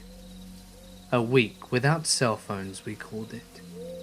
Except we had his satellite phone, just in case of an emergency. We hike as far as we please, and fish, and we find water. Of course, we also have a GPS and a compass to ensure that we don't get lost. So we're on our next to last day of hiking back. We come across a small clearing in a valley that has a nice sized pond. We stop to set up camp and fish. As night falls and our fire is fading, with our bellies full of fish, wild onion, potatoes and wine, we lay down to sleep. And then I hear it. My friend is fast asleep, and the sound doesn't wake him. There's something outside, close by, but not distant enough. A moment of stupidity and adrenaline hits me as I grab our machete and exit the tent brandishing my lackluster weapon. The sound of that of a drum is being played with skill and expertise that only a child with the basic idea of rhythm can possess. Upon exiting the tent, I see a fire and a woman across the pond. She's not creating the drum sound. Instead, she has a black kettle hoisted above her fire, and she's stirring it. She turns her face to me, and I see that she must be as old as the mountains themselves. Her clothes are nothing but rags, yet she has an aura about her, one that is dark and filled with terrible wisdom and knowledge. Her ancient eyes meet mine, and I become paralyzed by fear. The drumming grows louder, and then stops suddenly, and she's gone. So's the fire, and any evidence that she even existed. I started our fire again, and did not sleep. Upon hiking out of the woods and back into our car, we decided to stay at a hotel in a small town nearby, since I was exhausted from staying awake. Of course, I had told my tale to my friend when he woke, and we packed quickly and moved as fast as our legs would carry us. We got to the hotel, which, thankfully, had a restaurant and bar. I told my tale to some locals, and the consensus was that I had met the mountain witch, whose land I was trespassing on, and we were only alive because I had stayed awake. They may have been jesting, but they seemed very serious. I now carry a firearm whenever I hike, mostly because it makes me feel safer, and whether you believe my tale or not makes no difference to me, dear listener. But there are dark and ancient things in this world. Stay safe. In the early 1980s, I was about 8 years old, and my father decided to take me to deer camp for the first time. We were in far northern Wisconsin, where deer camp is sort of like a religion experience, especially our deer camp. Anyway, when we got there, my dad leaned in about 3 inches from my face and gave me a thinly veiled threat that he called a piece of advice. That what was done at camp stays at camp, and especially not to tell my mother what I was about to witness. It was mostly just a bunch of middle-aged drunks in long johns telling dirty jokes and playing cards. But to my eyes, it was the best place on earth. The first morning, my dad wakes me up early to go hunting with his best friend, who had cancer and wasn't expecting to make it back for next year. We were way back in the woods in a standoff when an unseasonal thunderstorm rolls in and chased us back to the truck. On our way back to camp, my father slams on the brakes because he sees something in the middle of the road. It was raining so hard that we couldn't tell what it was from inside. So my dad went to take a look. A couple of minutes later, he climbs back into the truck and simply says, "She's dead." We raced for miles to the nearest phone to call the police. It turns out that she was heavily pregnant, had put her car in the ditch about 5 miles away, and had died from exposure when she became lost looking for help. My main memory of this, though, is bursting out crying on the way home, because I just knew I couldn't keep this big of a secret from my mother. My dad simply told me that there were exceptions to every rule, and this was definitely one of them. I was running on the trails at the Nathan Hale homestead, an 18th century farmhouse and property of a Revolutionary War hero. This was in Connecticut, which is only about a 10-minute drive away from my grandmother's lake house. I could not find a map of the trails anywhere online, and there didn't seem to be any signage at this place, just a bunch of random mountain bike trails in the woods. I was only going to run 4 miles, so I estimated that I would run for about 30 minutes, using my watch to keep myself on track. So I ran around the trails for a while, and nothing seemed too out of the ordinary. It was around 9 on a Monday morning, and the only sounds were the distant hums of Route 31, birds chirping, and the occasional squirrel or deer that scampered off whenever I came near. The trail seemed to wind around a lot. If not for my better than average directional skills, I could have easily gotten lost. About 20 minutes in, I saw something strange about 50 meters off. A finely polished and light-colored wooden coffin. I was a little weirded out, to say the least, and waited until I got closer for a better look. I rounded a corner where several old tree stumps blocked my view, only to find that the coffin had disappeared. Where it should have been, there was just a clump of ferns. Odd.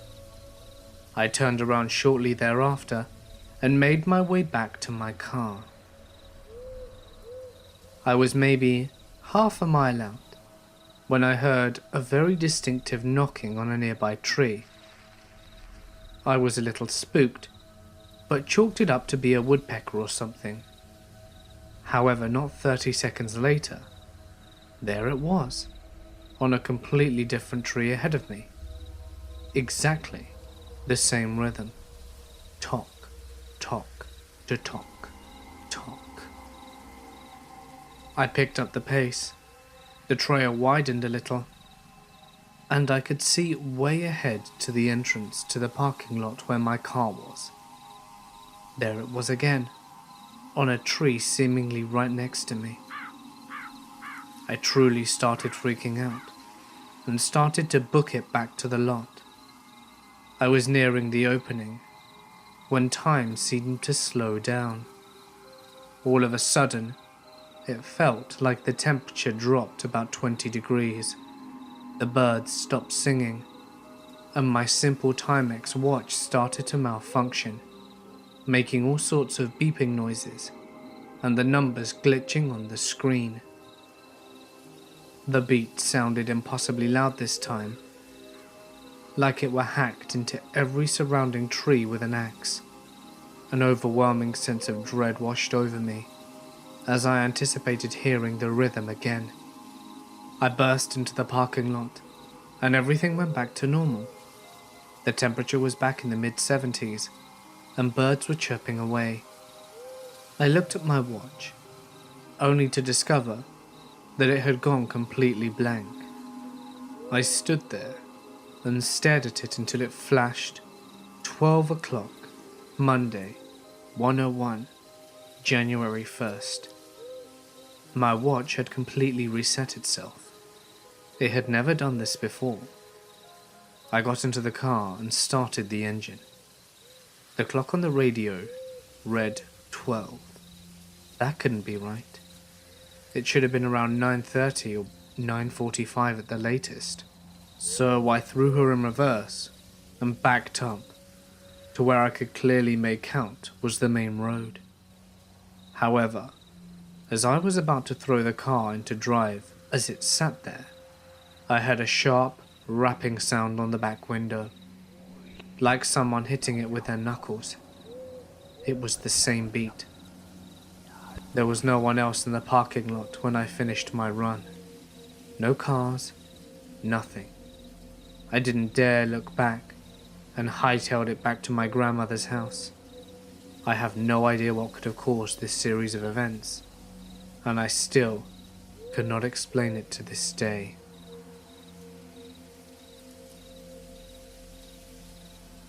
I was geocaching once, and as I was wandering through the woods, I came across a small patch of trees that had Mr. Potato Head faces nailed to them. I was a 15-kilometer drive from civilization, and nowhere near a trail. As the cache was deep in the woods, I contacted the cache owner, and he swore that they weren't there when he put the cache together, and it was his private land, so nobody should have put them there. The other instance of weird was up when I was hitchhiking and decided to set up camp off in the woods not far from the highway. I had a fire, ate, and set up my little tent and fell asleep without problem.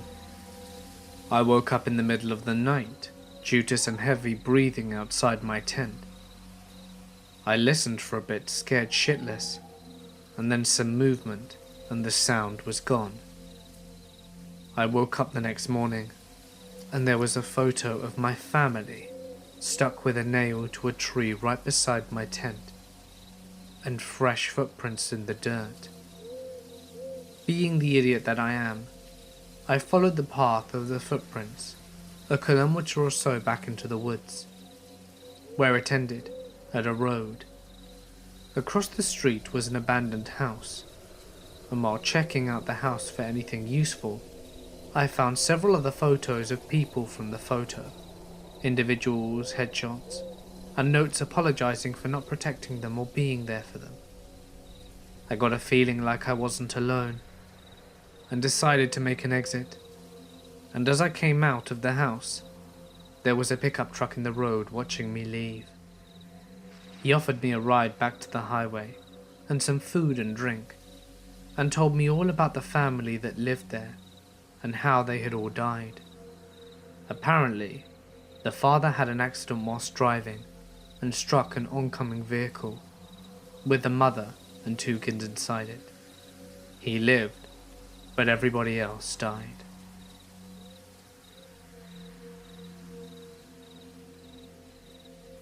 My brother James was part of the orienteering team in high school. For those of you who don't know, orienteering is where they get you to go to the middle of nowhere in teams of 2. They give you a map, a compass, and you must find your way back to each check-in station in order, and it's a race. So my brother and his partner set out and make it through the first few checkpoints, and they're feeling pretty solid. But they don't make it to the next one when they're supposed to. They double check the map, do some math, and figure out that they miscalculated some angle or another, and are now almost off the edge of the map. They recalculate and set off in a new direction. Keep in mind, the line was never intended to be part of the orienteering run. This is unexplored territory, and they came across what my brother said could only be described as a crater. A deep bowl in the forest devoid of trees. And at the center was an ambulance. They are in the woods, miles upon miles from any road.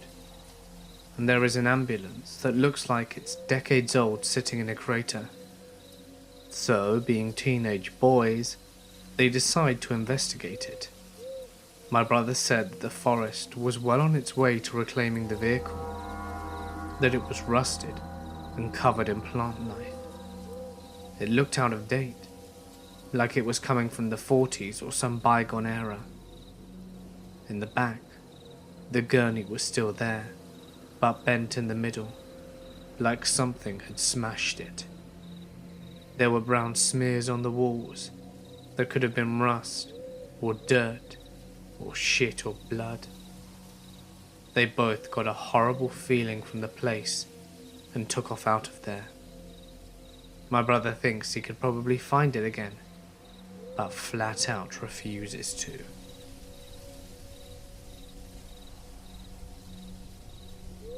I am a hunter and mountaineer. It was a chilly December morning, and I hiked in pre-dawn. I'm talking about an hour and a half to go 3 miles off the beaten trail. I got to my nest, and about half an hour before sunrise, and started to settle in.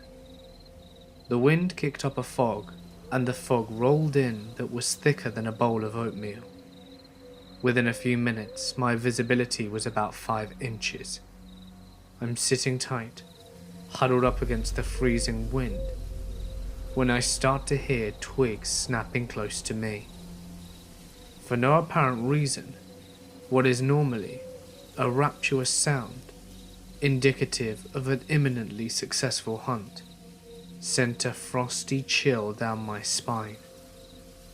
I chambered around in my 30-30 as quietly as I could, and lay flat on my back, tucked against a fallen tree. The rustling was moving closer through the fog, but I couldn't see anything. The sun was starting to peek over the mountains to the east, and visibility was starting to increase. The rustling of twigs and leaves was sporadic, sometimes directly in front of me, sometimes behind or beside me.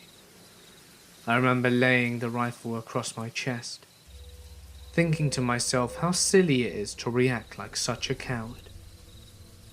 I rationed with myself that bears and mountain lions are a rarity where I was, so I had likely stumbled into a herd of whitetails that had bedded down and decided to sit up. The rustling stopped immediately, as it was fully dawn by now. I was looking through the fog for the outline of my prey, which I had assured myself was literally around me. It wasn't. Seemingly nothing was. By now the fog had faded away, and it was apparent to me that I was alone in those woods. I hunted all that day, without seeing as much as a squirrel. Around 3 in the afternoon, after fighting the wind in an abnormally cold day, and not wanting to hike out by flashlight, I decided it was time to start back to the truck. Walking out of those woods was the most uneasy I had ever felt. Lawfully, once you make your way back to the trail, you're supposed to clear the chamber of your rifle. But not that day. What is normally a stroll through the woods, I undertook with the seriousness of an animal being stalked. I would walk, then stop and listen, and I never heard or saw anything during my retreat, but I could feel eyes on me. I was about 100 feet away from my truck when I rounded the last corner and saw, hanging at eye level from a tree by a noose, a stuffed bear in a blaze orange jacket. I am a giant, broad-shouldered outdoorsman, but that one shook me up something fierce. It was early 1984. My two friends and I went to the Wildwood campgrounds on Long Island with my family. It was a safer time back then, so we thought we'd explore the forest. We went up to the cliffs, looking down at the beach, and back into the woods soon becoming bored, so we headed deeper in. The woods were dark, tangled and overgrown with weeds and brambles. It was obvious the area was not used or even explored often, as it was so dense, so we started heading back. We noticed something upon our return, a house in the middle of the forest, most windows broken with a sagging roof, old and out of place, with no road leading to it, and no power lines either. It had a mailbox at the front, as well as a brick chimney. We entered the small home, of only a few rooms on the ground level, and a gaping hole in the floor showed an exposed basement below. A rotting wooden table, surrounded by peeling wallpaper of roses that sat next to the kitchen. There was a collection of old things, and what I identified as a very small, white gas stove speckled with corrosion. The stairs up and down looked unsafe and rickety. Small animal feces was everywhere, and I don't remember any electrical sockets, lights, or anything of that nature. It must have been from the early 20s or 30s, and the forest had begun to grow around it. The whole place was creepy, and smelt like egg or a struck match. But what made it really creepy was the hole in the floor. We could only see part of it, as the floor bowed, and we feared getting too close. We could see on the basement floor that there were hundreds of playing cards, but only red ones, hearts and diamonds. I'd guessed that they were all red. Everything else was really dark. They were poured up in a heaping pile. For why, or if anything was underneath them, we will never know, because it scared us for some reason. The dark hole lit only by that spot, making the white and red cards seemed brighter. They were clean. They were new. And we got the hell out of there. I live by a small river, and my friend and I always spoke about putting a boat on it one night, and just letting the current take us downstream whilst we fished all night. Well, a few years ago, we finally did it. We loaded up the boat with our fishing poles and a case of beer, and headed out around 10 p.m. We put the boat in up the river, and my friend's girlfriend drove the truck home. The trip was only about 4 miles in a straight line, but throw in the curves of the river, and it was doubling back on itself. The actual trip was more like 15 miles. We'd been told it'd take about 6 hours, so we got to the river around midnight, and expected to be home before 7 a.m. The river was really low that night, but we didn't expect it to be an issue, so we shoved off. The first few hours passed pretty normally, and we caught a few fish, but we passed a cutoff, and the river current just slowed to a halt. Around 2 a.m, we hear this faint groaning noise off in the distance. We didn't think much of it at first, because we are both campers, and we're used to the forest noises. As we keep moving slowly down the river, the groaning noises keep happening, and it's getting louder. I can't even really accurately describe the noise itself. It was a very throaty, groan/moaning sound, with a short duration. I say it was like a zombie noise, but it was very distinct, and at times it sounded like a man groaning in pain. For the next half hour, the noise got louder, until it felt like it was literally just out of sight on land, and it was loud. So I mentioned the river was really low. Well, at this point in our trip, the river walls were nearly vertical and 10 feet high. The sound is at its loudest right now, but as we go down the river, it doesn't get any quieter. We aren't moving past the groaning. It's following us in the darkness of the forest.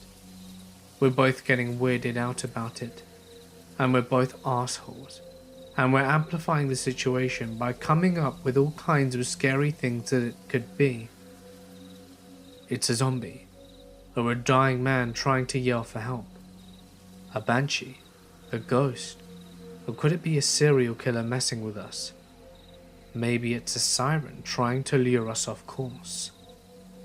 As it nears 3 AM, we're way behind schedule.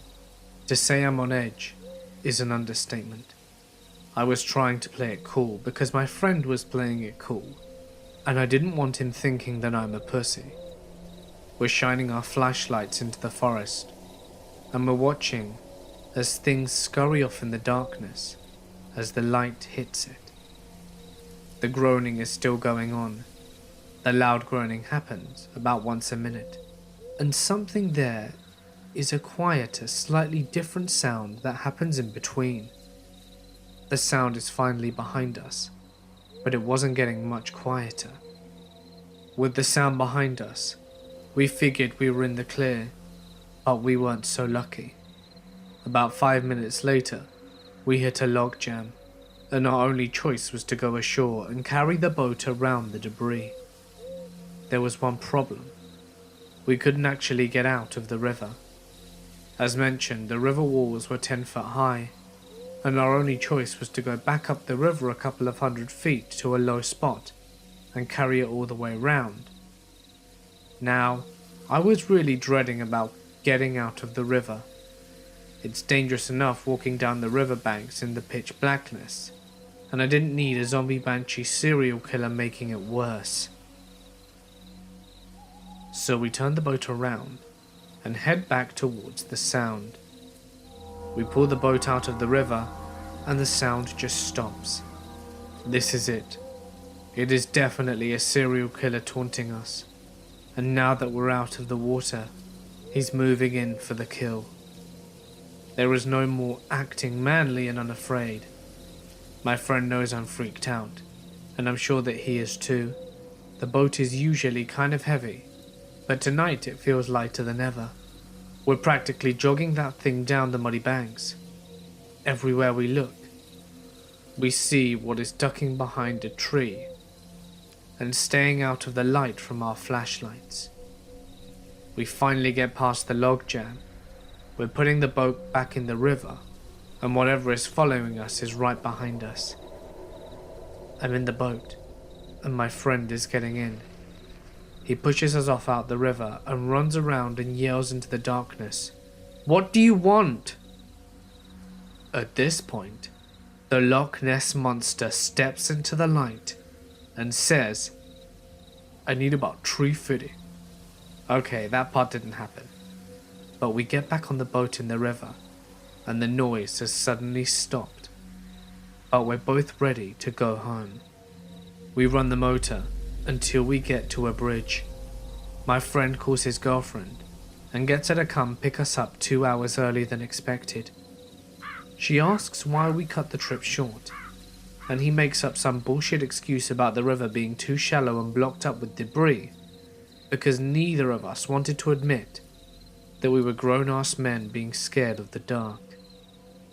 I never told anyone else I know about this, and I don't think he has, but we still mimic the sound every now and then, and any strange noise is instantly referred to as a zombie banshee. I live by a small river, and my friend and I always spoke about putting a boat on it one night, and just letting the current take us downstream whilst we fished all night. Well, a few years ago, we finally did it. We loaded up the boat with our fishing poles and a case of beer and headed out around 10 PM. We put the boat in up the river, and my friend's girlfriend drove the truck home.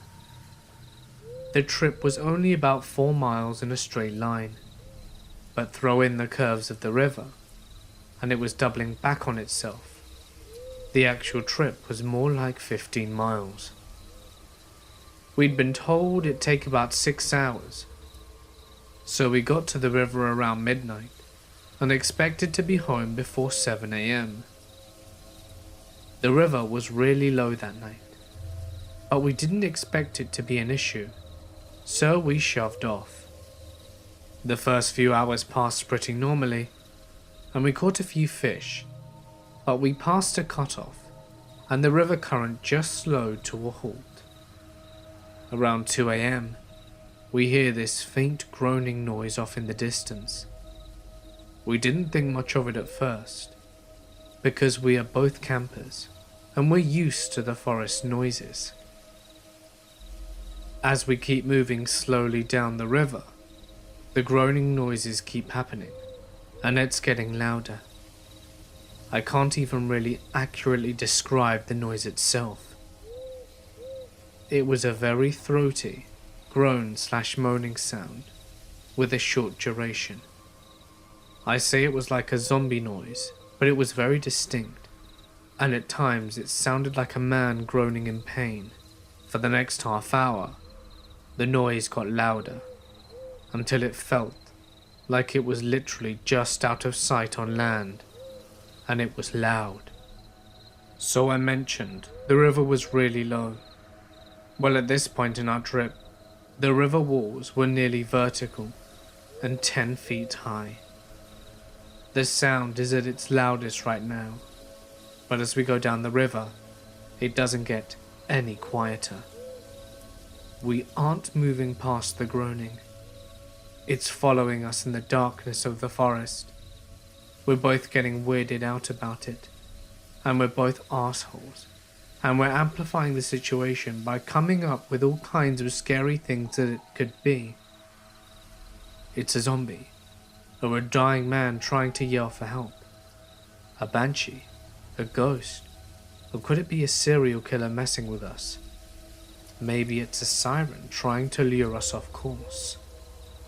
As it nears 3 AM, we're way behind schedule. To say I'm on edge is an understatement. I was trying to play it cool because my friend was playing it cool, and I didn't want him thinking that I'm a pussy. We're shining our flashlights into the forest, and we're watching as things scurry off in the darkness as the light hits it. The groaning is still going on. The loud groaning happens about once a minute, and something there is a quieter, slightly different sound that happens in between. The sound is finally behind us, but it wasn't getting much quieter. With the sound behind us, we figured we were in the clear, but we weren't so lucky. About 5 minutes later, we hit a log jam, and our only choice was to go ashore and carry the boat around the debris. There was one problem. We couldn't actually get out of the river. As mentioned, the river walls were 10 foot high, and our only choice was to go back up the river a couple of 100 feet to a low spot and carry it all the way round. Now, I was really dreading about getting out of the river. It's dangerous enough walking down the riverbanks in the pitch blackness, and I didn't need a zombie banshee serial killer making it worse. So we turned the boat around and head back towards the sound. We pull the boat out of the river, and the sound just stops. This is it. It is definitely a serial killer taunting us, and now that we're out of the water, he's moving in for the kill. There is no more acting manly and unafraid. My friend knows I'm freaked out, and I'm sure that he is too. The boat is usually kind of heavy, but tonight it feels lighter than ever. We're practically jogging that thing down the muddy banks. Everywhere we look, we see what is ducking behind a tree and staying out of the light from our flashlights. We finally get past the log jam. We're putting the boat back in the river, and whatever is following us is right behind us. I'm in the boat, and my friend is getting in. He pushes us off out the river and runs around and yells into the darkness, What do you want?" At this point, the Loch Ness Monster steps into the light and says, "I need about 350. Okay, that part didn't happen. But we get back on the boat in the river, and the noise has suddenly stopped. But we're both ready to go home. We run the motor until we get to a bridge. My friend calls his girlfriend and gets her to come pick us up 2 hours earlier than expected. She asks why we cut the trip short, and he makes up some bullshit excuse about the river being too shallow and blocked up with debris, because neither of us wanted to admit that we were grown-ass men being scared of the dark. I never told anyone else I know about this, and I don't think he has, but we still mimic the sound every now and then, and any strange noise is instantly referred to as a zombie banshee. One night, I was solo camping in a remote lake above a small town. You're not allowed to camp near the lake, so I hiked up a little ways onto the hillside and set up underneath a camouflage tarp. It must have been around midnight. I was all snuggled in my hammock when I hear laughing and yelling in the distance.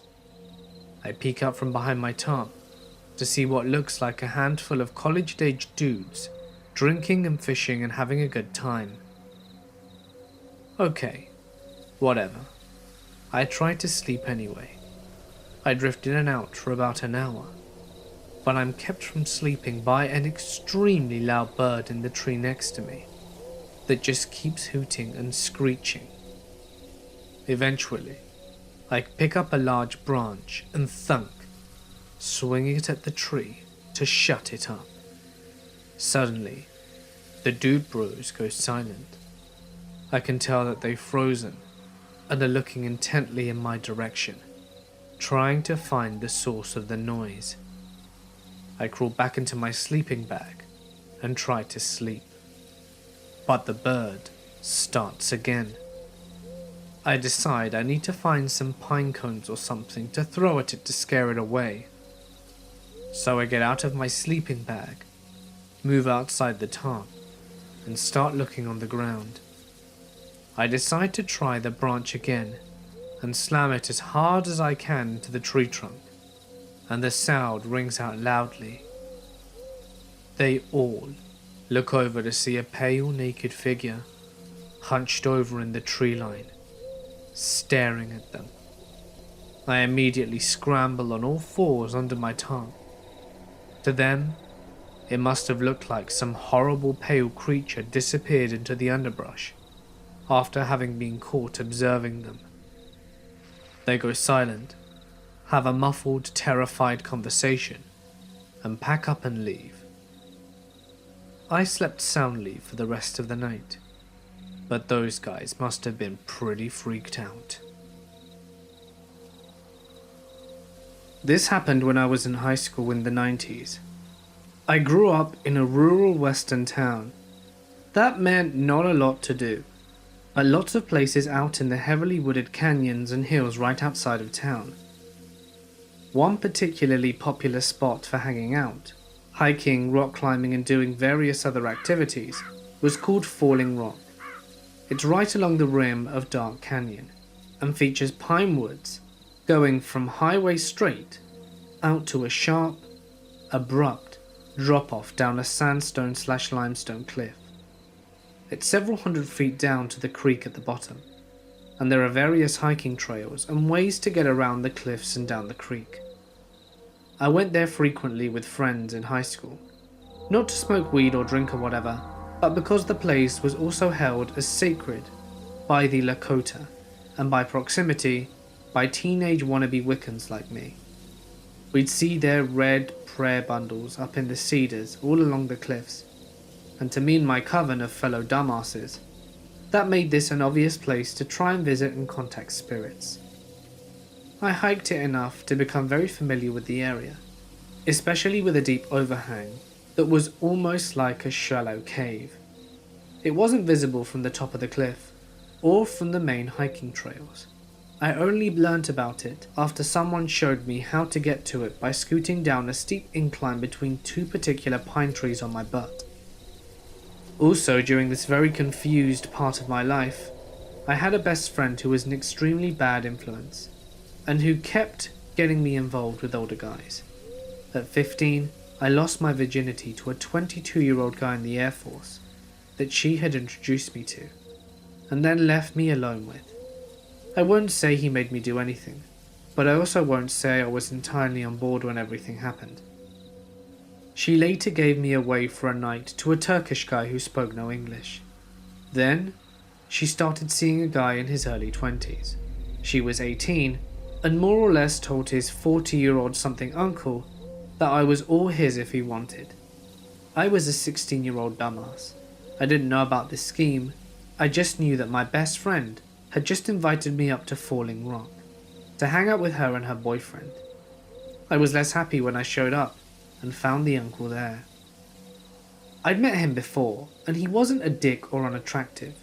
Actually, he was quite attractive, or even especially creepy. It was just knowing he was more than twice my age, and very clearly wanted much more than the Air Force guy had. He didn't just want sex. He was in love with me, and wanted me to love him too. I knew it. I just didn't know what to do about it. But I did tell my friend I didn't want to see him around when she and I got together. She apparently ignored that bit of what I said. He and my best friend's boyfriend were both cowboys, following the rodeo circuit. As such, they showed up at Falling Rocks in their boots and hats and all of that. And it made them slow. My friend was morbidly obese, and none of them knew anything about Falling Rock, whereas I know the area very well. I had driven my own vehicle there, but had parked in the lower lot, about a quarter of a mile closer to the highway than the place where they parked theirs. When I saw that their uncle was there, and he started getting overly friendly right away, I planned to get away as soon as possible. We started walking, and it wasn't before long that I got ahead of them and ignored their calls to come back and vanished into the woods down one of the less used hiking paths. This was broad daylight, and I had a plan. I was going to just loop around the northwest, through the thick woods, and come back up the lower parking lot, get into my car and drive away and let my friend explain why she brought the uncle later. I made good time and got back up towards the road to the main parking area, where my friend and the uncle had parked. I was almost there when I saw another guy close to the uncle's age, but slimmer, blonde with a beard and a camouflage coat on, coming up from the trail in the parking area. We were a few hundred yards away from each other, but he stopped, clearly seeing me. I don't know what it was, but I didn't like something about his stance. His expression, I don't know what. I started to slink back down the draw I had come up, and he started to follow. No mistaking it. He turned off a well-worn obvious path to the Falling Rock cliff face to follow me, little teen-aged girl, down into nothing but deer trails and scrub and cacti. He didn't say anything all the while. It seemed like he was trying to be as quiet as possible. I knew the area better than he did though, and was a lot less cautious about my footing. I got back to the top of the cliff as quickly as I could, and popped up just ahead of where the uncle was sauntering along the edge, right next to where the big overhang would be. The uncle and I saw each other. I pointed back down the trail where the strange guy with the beard could clearly be heard stomping up behind me, and then I dropped down on my ass and boots scooted right out of sight. I got to the overhang and heard the exchange between the uncle and bearded guy. "Hey, what the hell do you think you're doing?" asks the uncle, sounding absolutely pissed. "I'm looking for my girlfriend. She just came up here. She's got dark hair." "Oh yeah? What colour shirt's she wearing?" I was wearing a grey hoodie with my dad's college logo on it. "It's a grey hoodie," said the bearded guy. The uncle proceeded to go absolutely batshit, yelling and cursing, and based on the noise, throwing fallen tree limbs on the other guy, and the other guy just ran. I could hear him thumping and crashing down the steep hillside not far from me. My friend's boyfriend kept running when he heard all the noise, and I could hear him yelling at the guy too.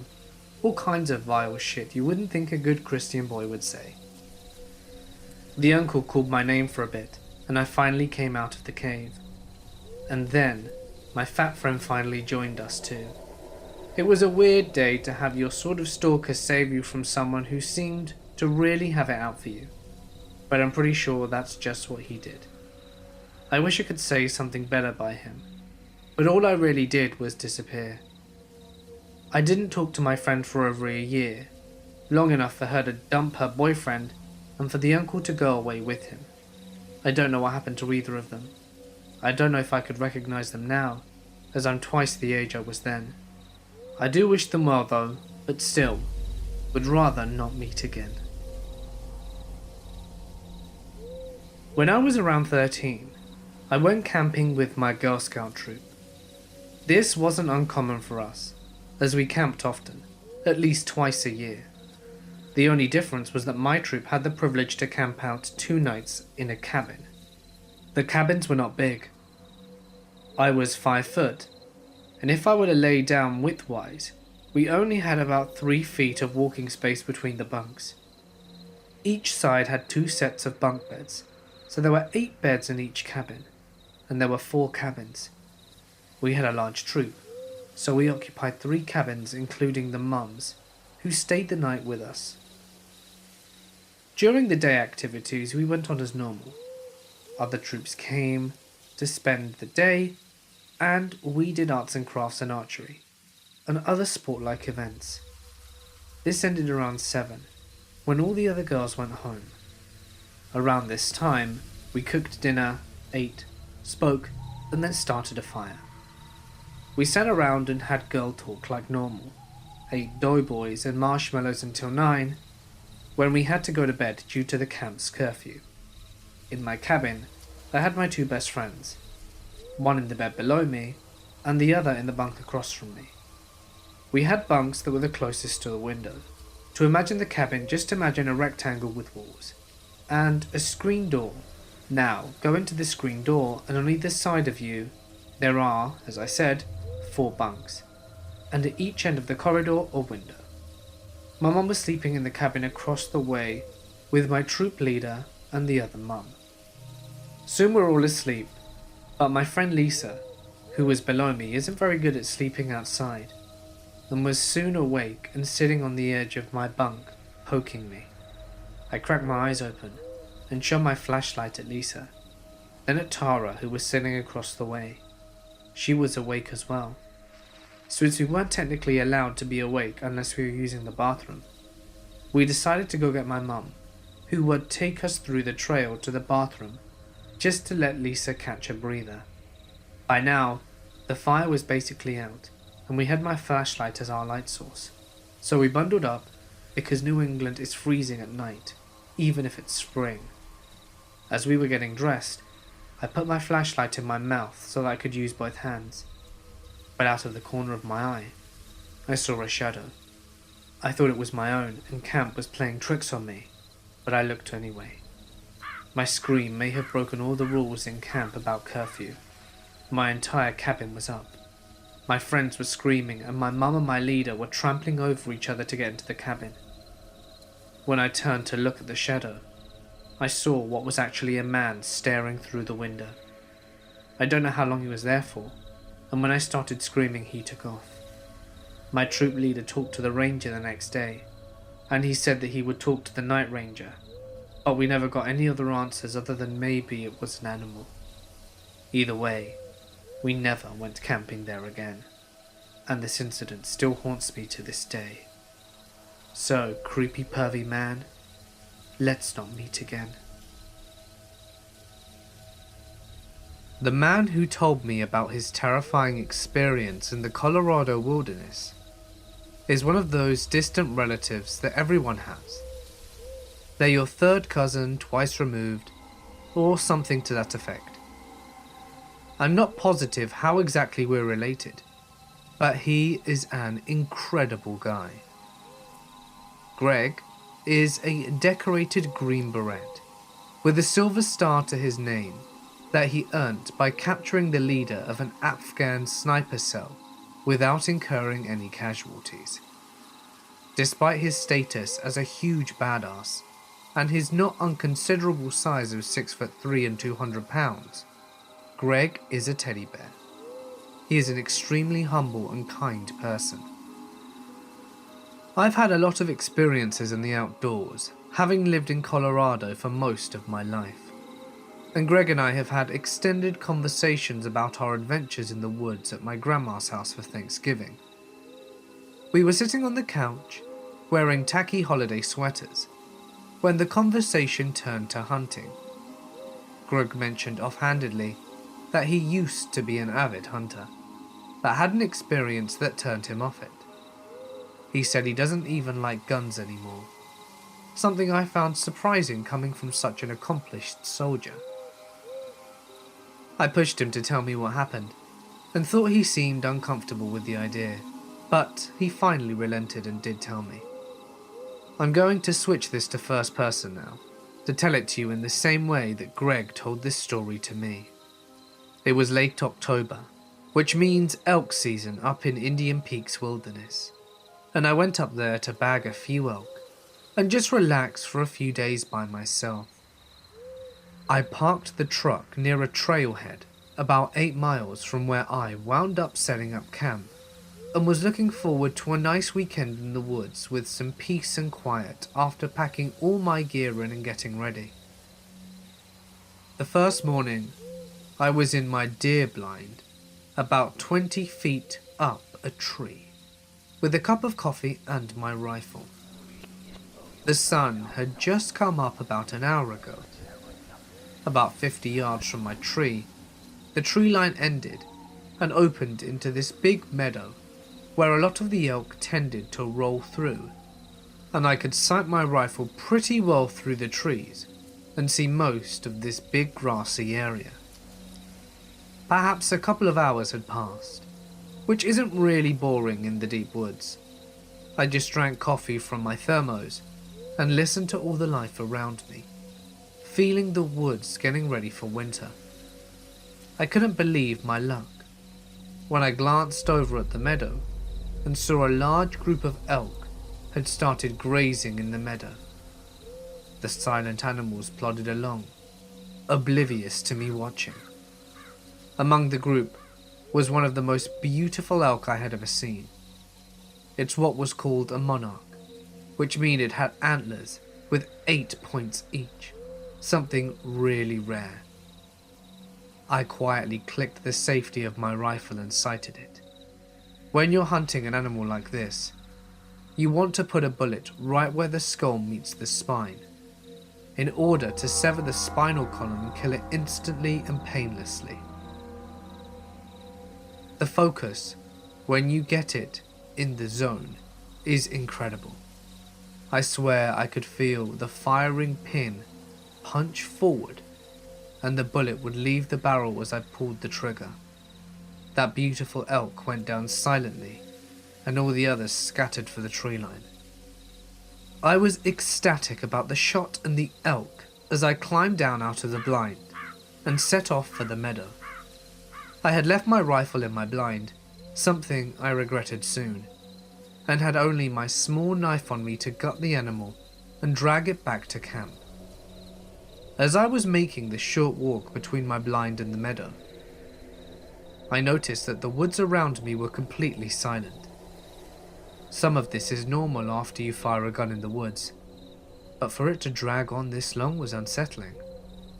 I thought nothing of it, and continued to walk the short walk through the dense pines.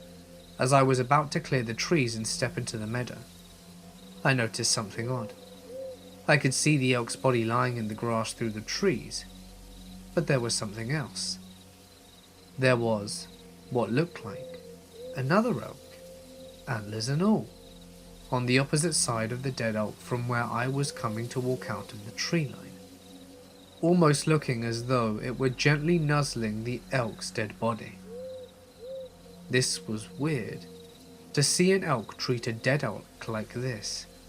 They usually scatter, but I continued walking towards it, trapezing in the duff and hollering in an attempt to startle this other elk off.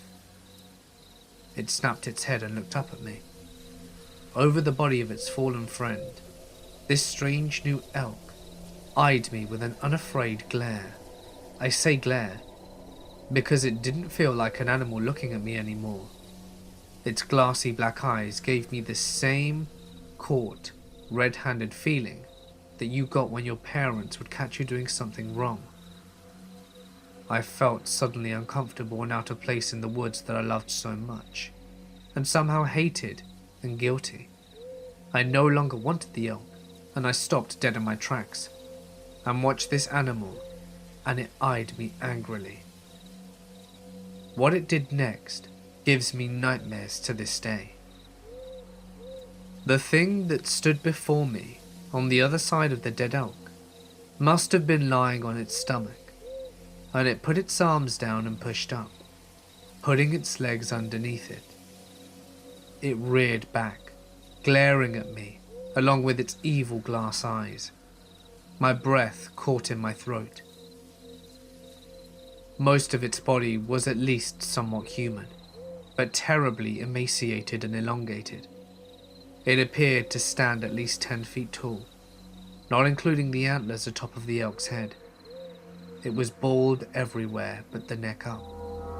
It looked stickly pale and pink. Its legs at the knee bent backwards, like the back legs of an elk. This horrible, skinny, naked, unnatural thing just stood there, glowering at me, with a hatred that was palpable. The woods around us were silent. It might have been a second, minute, or hours. I felt the disapproving parent feeling shift. I felt more like an ant under a shoe. I took a step back. My boots felt 10 pounds. My body felt numb, and the noise of my footstep was ear-splitting. I took one more, and then ran.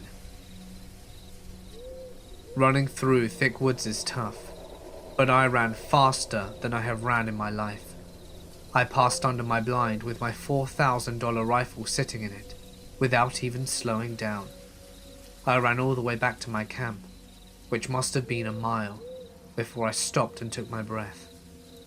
It took me another minute to dare to look behind me. I was alone, but the woods around me were still silent and brooding. I wanted more than anything to pack up and go home, but I knew that I could not make it back to the car before nightfall, and I didn't want to be exposed at night. I cooked an MRE in my tent and stayed there for the rest of the night. When night fell, I wrapped myself in my sleeping bag and tried to sleep, but I couldn't stop myself from starting at every little noise. I kept thinking about possible rational explanations for what I saw. Maybe there's a crazy guy out there who found an elk head and is wearing it around scaring people. But no explanation I came up with quelled the maddening feeling of fear that I felt, the horrible sense of being hated and guilty and far from home. And nothing explained why that thing was 10 feet tall with inverted knees. As soon as the sun came up, I ran back to the blind and took it down. Then, I ran back to camp with my rifle and pack, packed everything up, and hiked out. I've never fired a gun in the woods since, and I don't intend to ever again. I'm not a spiritual person, but if that wasn't something in the forest telling me to leave it alone, I don't know what is. I can take a hint. I don't think I'll ever know exactly what that creature was, but I know what I saw. Next time you're up in the woods alone, be quiet, be respectful, and don't kill anything that you don't have to. I thought at first that Greg's story was too far-fetched to be true, but as he told it, I saw how truly scared he was.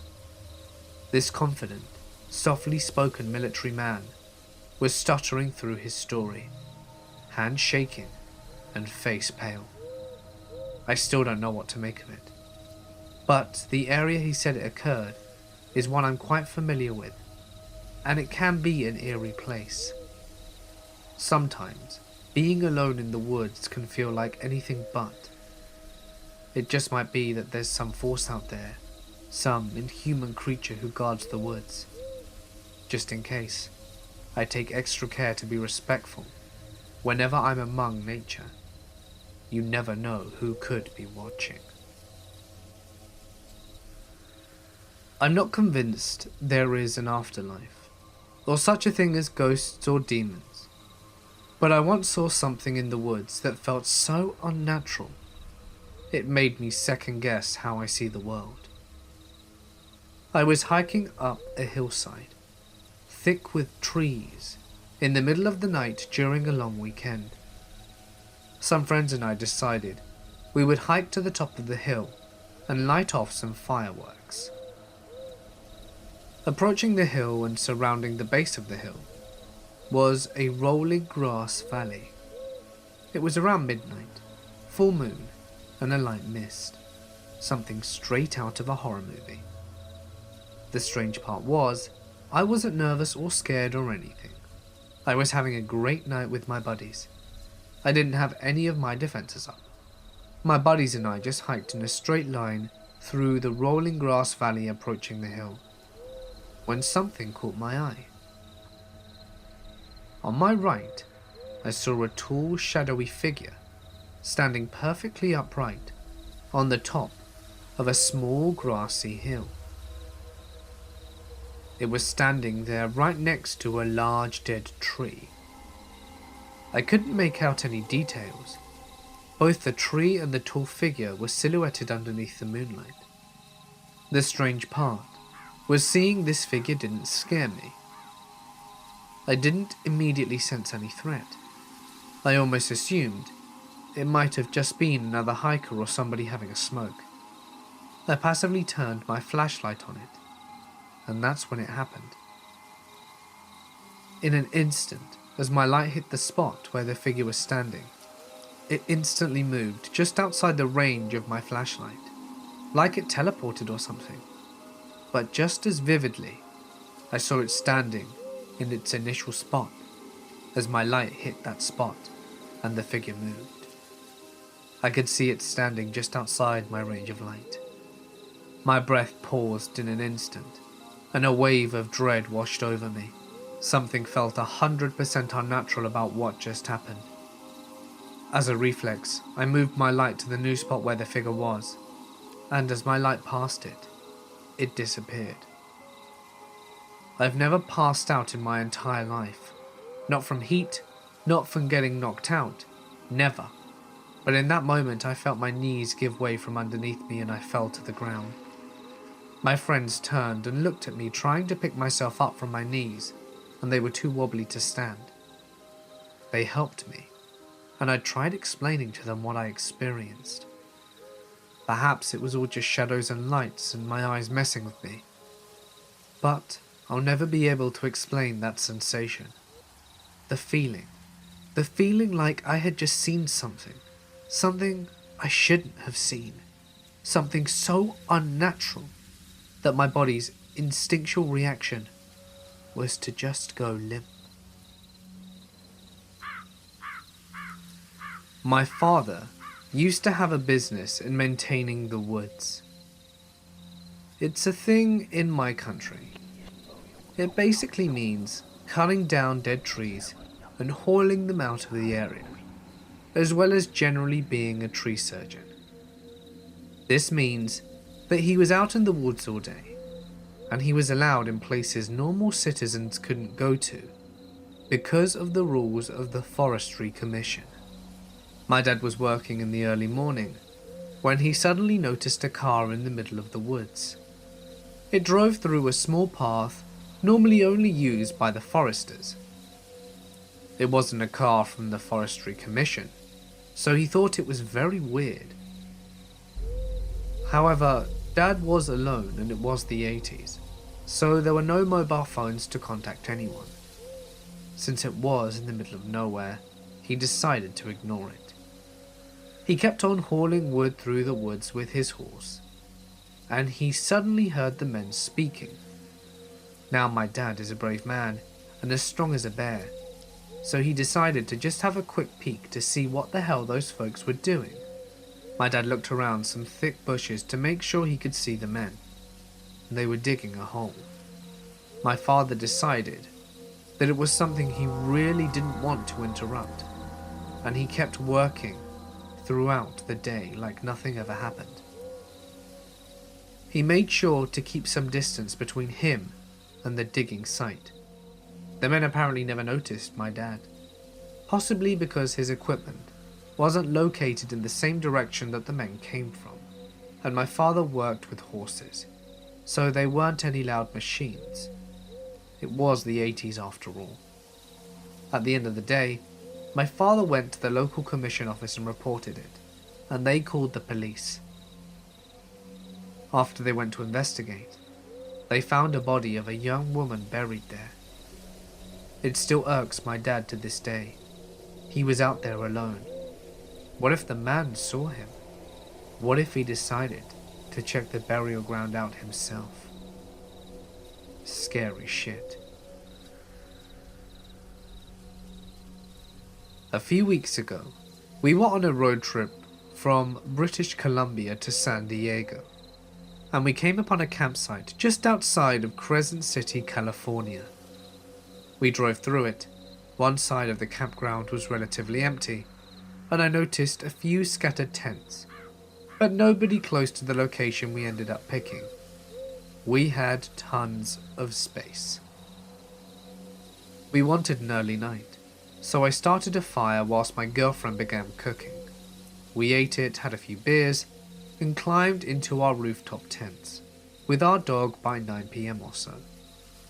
I had a rough time sleeping, and woke up a few times, but finally fell into a decent sleep. In the pitch dark, with all of our tent windows and canvases closed, I was awoken at 1 AM by someone whistling outside our tent, the tune of When the Saints Come Marching In. After a few minutes of this repetitive whistling, I nudged my girlfriend, who awoke and was obviously freaked out as well.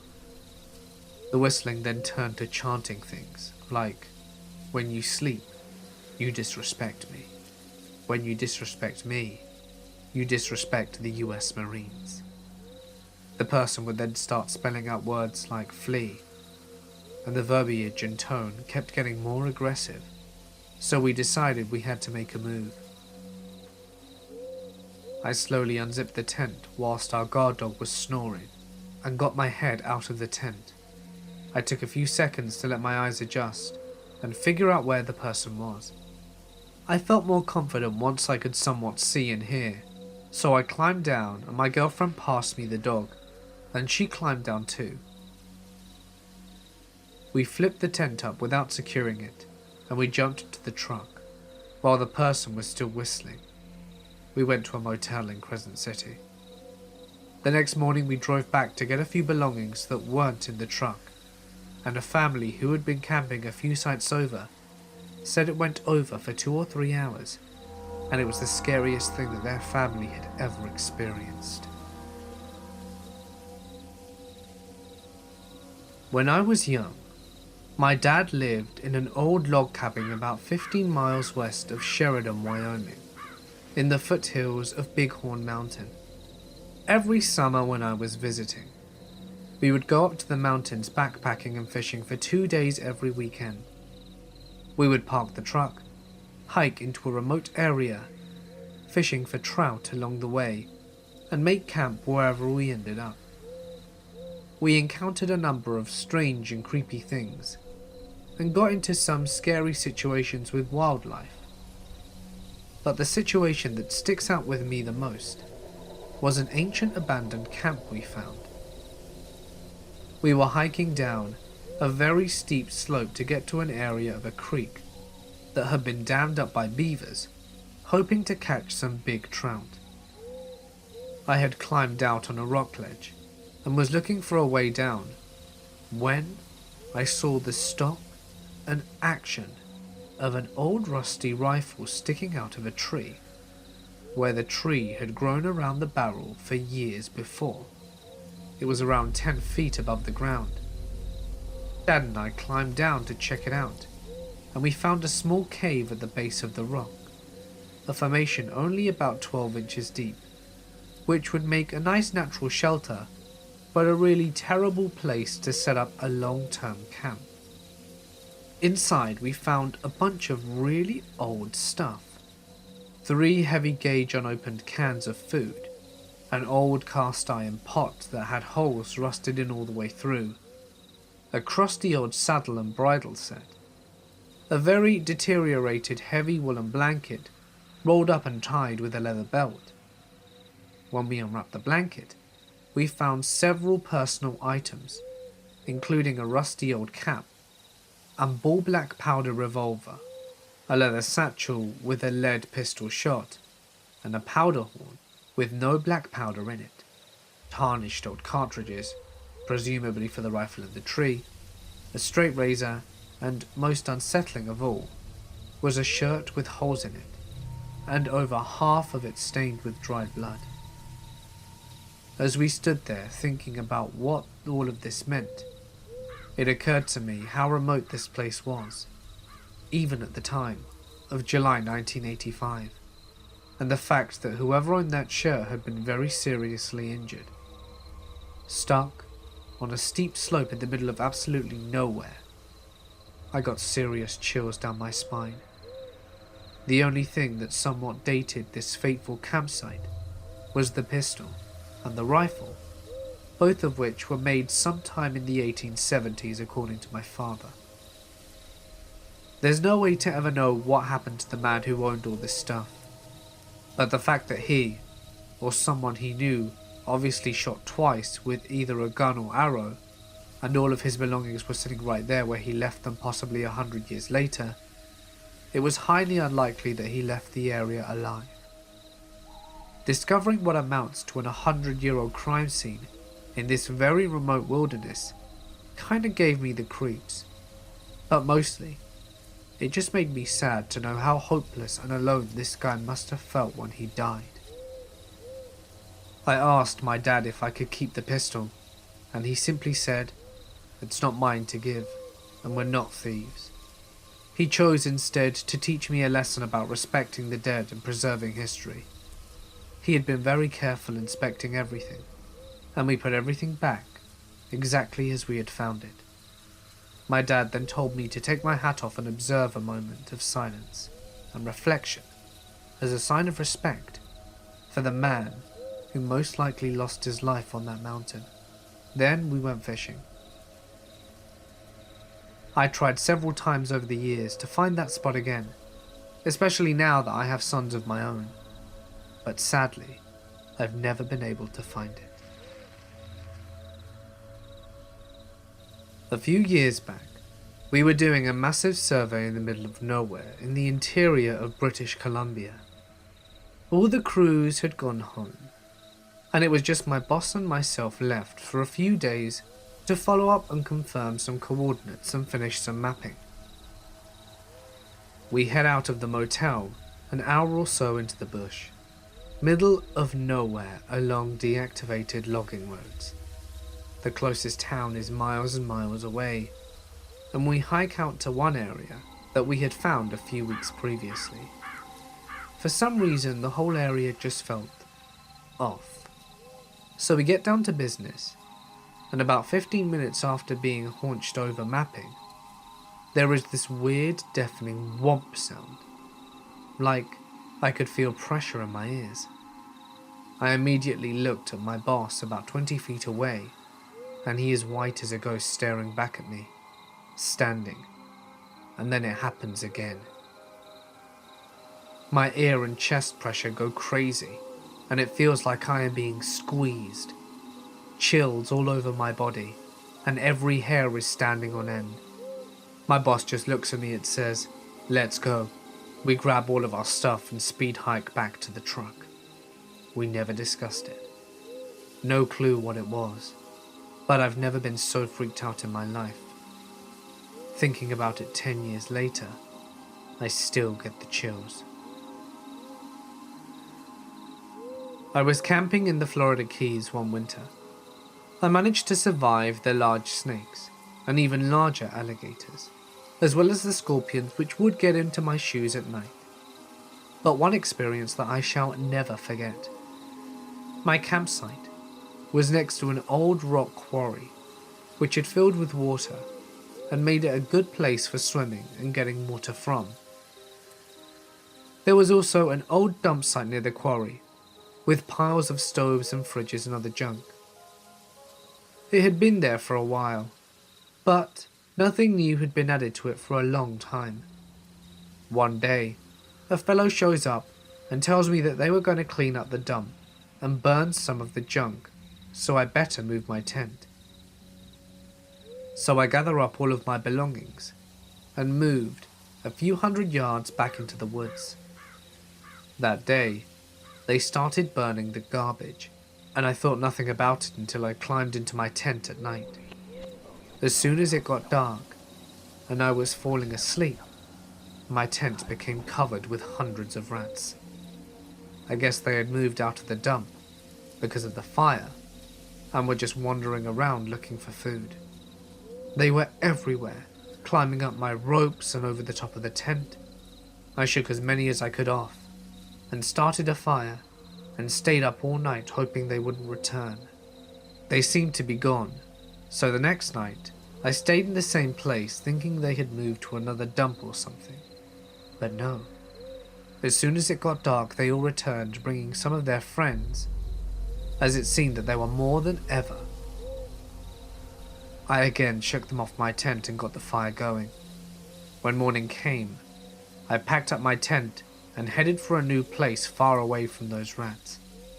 As I was walking down the highway, wondering if I should return to another camping spot that I had previously been in, there, on the highway, near to the place, was a dead 11-foot alligator, which had crawled out from the mangroves only a few feet from where I had been camping a few weeks prior.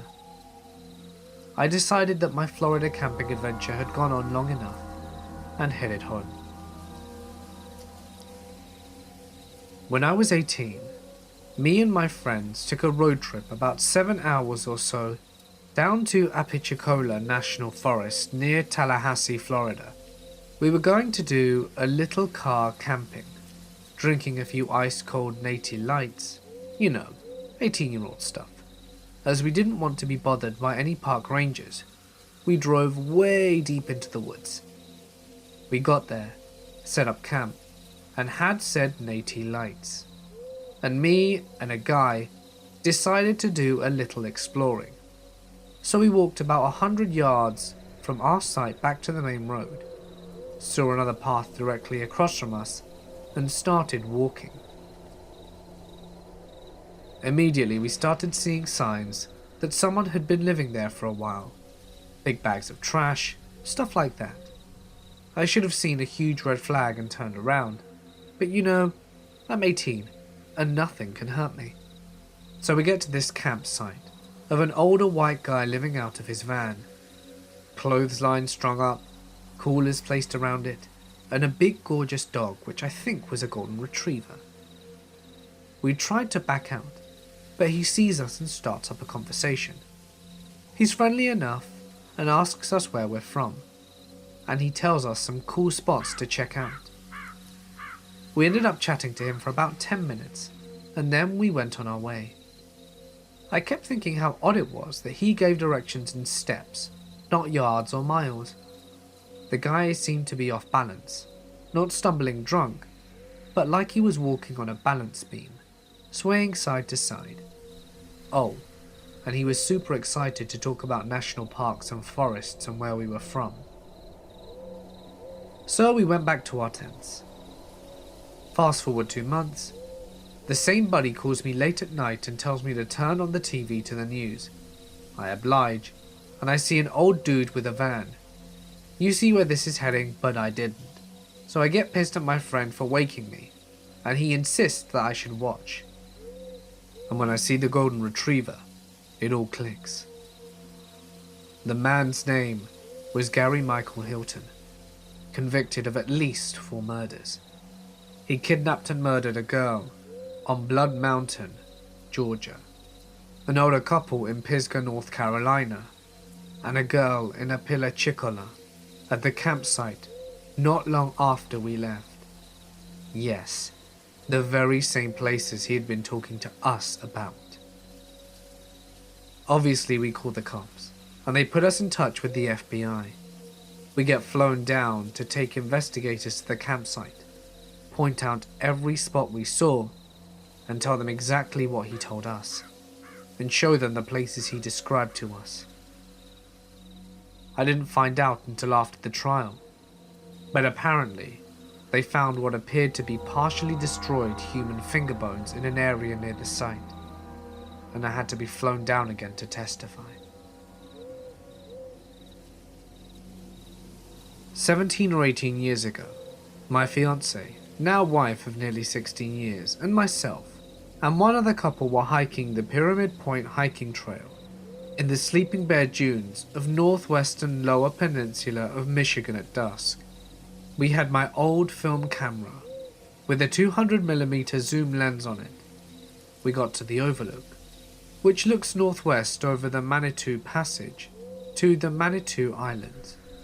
We watched the sunset and entered that late dusk period that seems to last forever during a northern Michigan summer. It was probably 10 p.m. at this point. There were high winds and solid waves breaking on the shore below us. While standing and talking, we saw a light flash once out in the water between the islands and the mainland, in the vicinity of North Manitou Shoal Lighthouse. We stopped and looked, but weren't creeped out by it. After all, boaters are out in this stretch of water fairly regularly. I grabbed my camera and looked through the zoom lens, and I could make out what appeared to be a small boat, though it was difficult to tell with a 200mm lens, as it's a 7-mile wide stretch of water to the nearest island. So, we were probably 3 to 4 miles away from the actual light. We had flashlights, so we shined our lights in the direction of the light that we'd seen, waved it around, and immediately the light came back and started flashing SOS in Morse code, which was a huge surprise to us. We weren't even sure our lights were bright enough to be seen at that distance, and given the stretch of shore, it's almost all forested. We were just a little spot several miles away. We were suddenly full of adrenaline and concern. 2 of us ran back to the cars, which is half a mile through the woods in the dark down a hill with our flashlights, and got a cell phone and binoculars. While we were gone, the folks on the lookout had no light source. At the car, we called the Coast Guard from our cell phones. It was 1999, so these weren't smartphones by any stretch of imagination. We explained to the Coast Guard that someone was flashing SOS at us, out in the water, and that we were hikers, observing from Pyramid Point Overlook. They said that they would send a ship to look over the area, and we asked them to hurry. At this point, we ran back up to our overlook, with binoculars and phone and flashlight. Atop the overlook, there was no cell signal, so we had to pocket the phone, and had no further communications with the Coast Guard. With our binoculars, we were able to see a guy in an aluminium rowboat, rowing like crazy, with waves breaking over the bow of his boat. It was nearly pitch black outside, so we were only barely able to make this out. It was about 10:30 or 45 at this point. During Michigan summer, it's still light enough to see outside. But anyway, he would occasionally turn around and flash SOS at us, and go back to rowing. It was disturbing to be several miles away, completely helpless, whilst we watched this guy struggling in a rowboat in the dark. It got dark, and we could not see anything anymore, but every few minutes the man in the boat would flash SOS. He did not appear to be making any progress towards the mainland, but he was clearly drifting northwestwards through the Manitou Passage. Every time he flashed, we'd turn on our flashlight and shine it back at him for a few seconds and turn it off. We did not know Morse code and had no cell signal. We stood and watched for what seemed like forever, completely helpless. The man stopped flashing his light, and it was too dark to see his boat. And then a tugboat appeared that did not appear to be the Coast Guard ship, showed up and started doing a grid search pattern through the passage, with bright lights shining from around the water. The Manitou Passage is probably 6 to 7 miles wide and 6 to 7 miles long, so it was a slow search, and a smallish Coast Guard ship started doing searches at the northern end of the straits, also with bright lights. They met in the middle of the straits, having done a zigzag type pattern for what felt like an eternity, then sailed off. They didn't find anyone. We drove into a bar in Glen Arbor to see if there was anything on the news, and there wasn't. We called the Coast Guard the next morning, wondering if we'd seen a man die or help to rescue. But the person on duty had no idea what happened, or that we'd even called the night before. So to this day, it's unsettling to me, knowing how harsh the conditions on Lake Michigan can be, and knowing that we'd seen a man flashing SOS at us through our binoculars just before it got dark was really bothersome. There's no closure, no happy or sad ending, no ending at all, other than going back to our camp and hitting the sack. I have no idea what happened to him, and I really doubt I ever will. I was hiking and backpacking with 2 friends in Montana. We were probably 5 miles from the nearest paved road, and had hiked around 2 miles from the end of the dirt road. The spot isn't very well travelled, and is quite nondescript, but we all enjoyed getting away from any crowds, and being out relatively alone, so we always gravitated to areas like this, for backcountry camping. We built a fire and hung out, then piled into our tent. All is normal, and we hadn't seen a soul, or any recent sign of people, since we left the paved roads. I have some trouble sleeping, and was sort of just laying there for maybe 30 minutes, and both my buddies passed out. That's when it got weird. I hear from my side of the tent a murmuring, which I was certain was a person making sounds underneath their breath. It didn't feel like real words, but almost like someone drunk was mumbling gibberish. My first thought was one of my buddies was sleep talking. I listened closer, and it was definitely coming from outside. I woke up my friend closest to me, and he woke me up with a "What?" a little irritated, and at the moment, the muttering stopped. I shooed him and whispered to him what I'd heard. We waited a second and it started again, but it seemed closer this time, and he heard it too, but we didn't hear any movement. I can still hear the voice, and it really messes with me 10 years later. He gave me a "what the hell" face, and proceeded to gesture that he was going to unzip the door and see what was outside. Right as he starts moving the zipper, we heard what sounded like someone taking a huge gasp of air before diving into a pool, seemingly from the opposite side of the tent of where we heard the original muttering from. We both froze for a second before he pushed his flashlight out and looked in that direction and screamed, "Who's out there?" We didn't see anything, and never heard a single twig or the sound of movement. But this time, my other friend had woken up, and we were all still freaking out. We told him what was up, and we all took our flashlights out to see what the hell it was, and we saw nothing at all. We were both up for a long time after that, while the sleeping friend was out again fairly shortly thereafter. We didn't hear another odd sound at all, and in the morning there were no signs that anyone had been there. We cut our trip to just that night, and moved back to a campground the following day. We still have no idea what or who was outside our tent. The only thing that we could even make a semblance of a sense of was an owl, bat, or another bird. But I've spent many nights outdoors in that habitat, and I am familiar with those noises. This was entirely different in my opinion, and didn't come from any animal I'm aware of anyway. Still gives me chills thinking about it. I have a couple of stories about camping.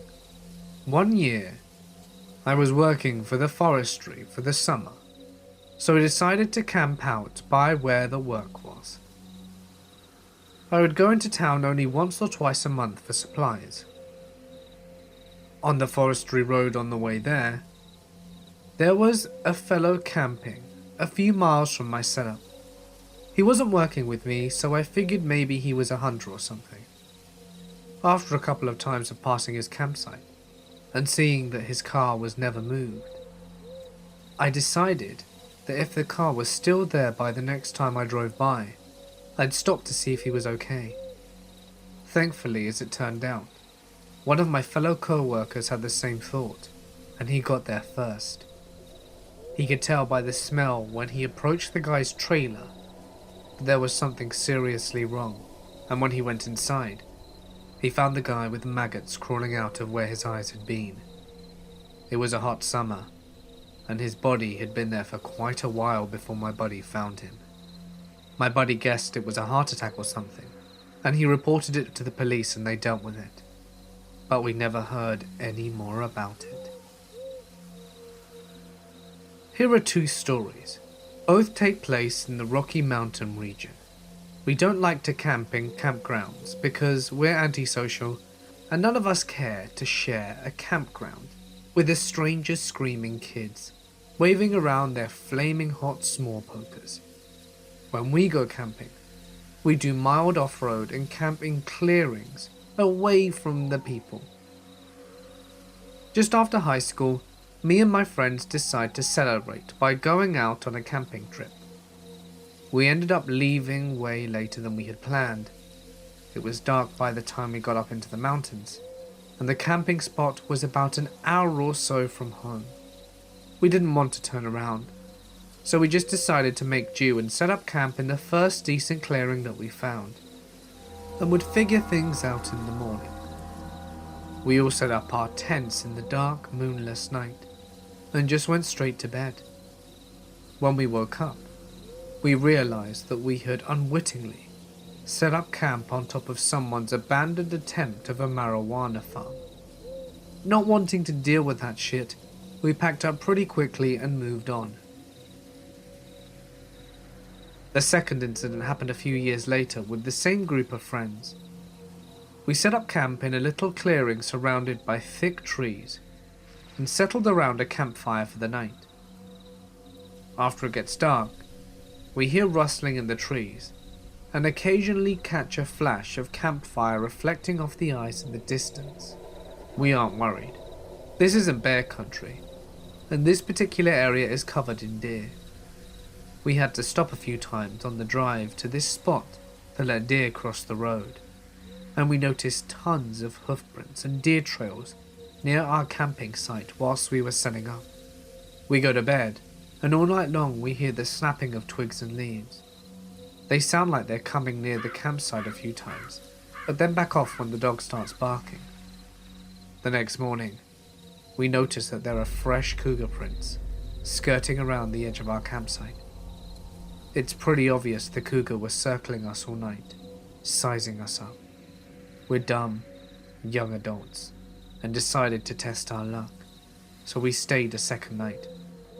That second night we decided to take shifts sleeping, with a few of us staying up to watch on guard, with our shotgun ready, and keep our fire tended during the night. Me and my ex had the first half of the night. Occasionally we would see a yellow flash of eyes for a brief moment, and they disappear again. The dogs would not shut up. Maybe it's just paranoia settling in, but my ex swears he saw the cougar off in the trees. At this point, we all decide enough of testing fate and slept in our cars and left next morning. Next morning rolls around, and our friend takes the dogs out for a small hike and one last potty break whilst we brewed some coffee. On our way back down the trail, they notice cougar tracks following theirs, and we're all convinced we're being stalked.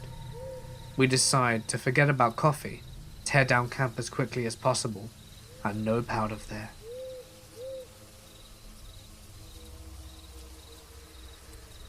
An old guiding buddy of mine told me this story, and whilst I wasn't there myself, this happy-go-lucky hyper fella got really pale and quiet telling it. He would only tell it to me during the daytime after weeks of badgering, and it was the only time I saw him scared in all the months we spent leading a group around Appalachia. So, my buddy Mark went camping in a state forest in Virginia with a group of his college friends.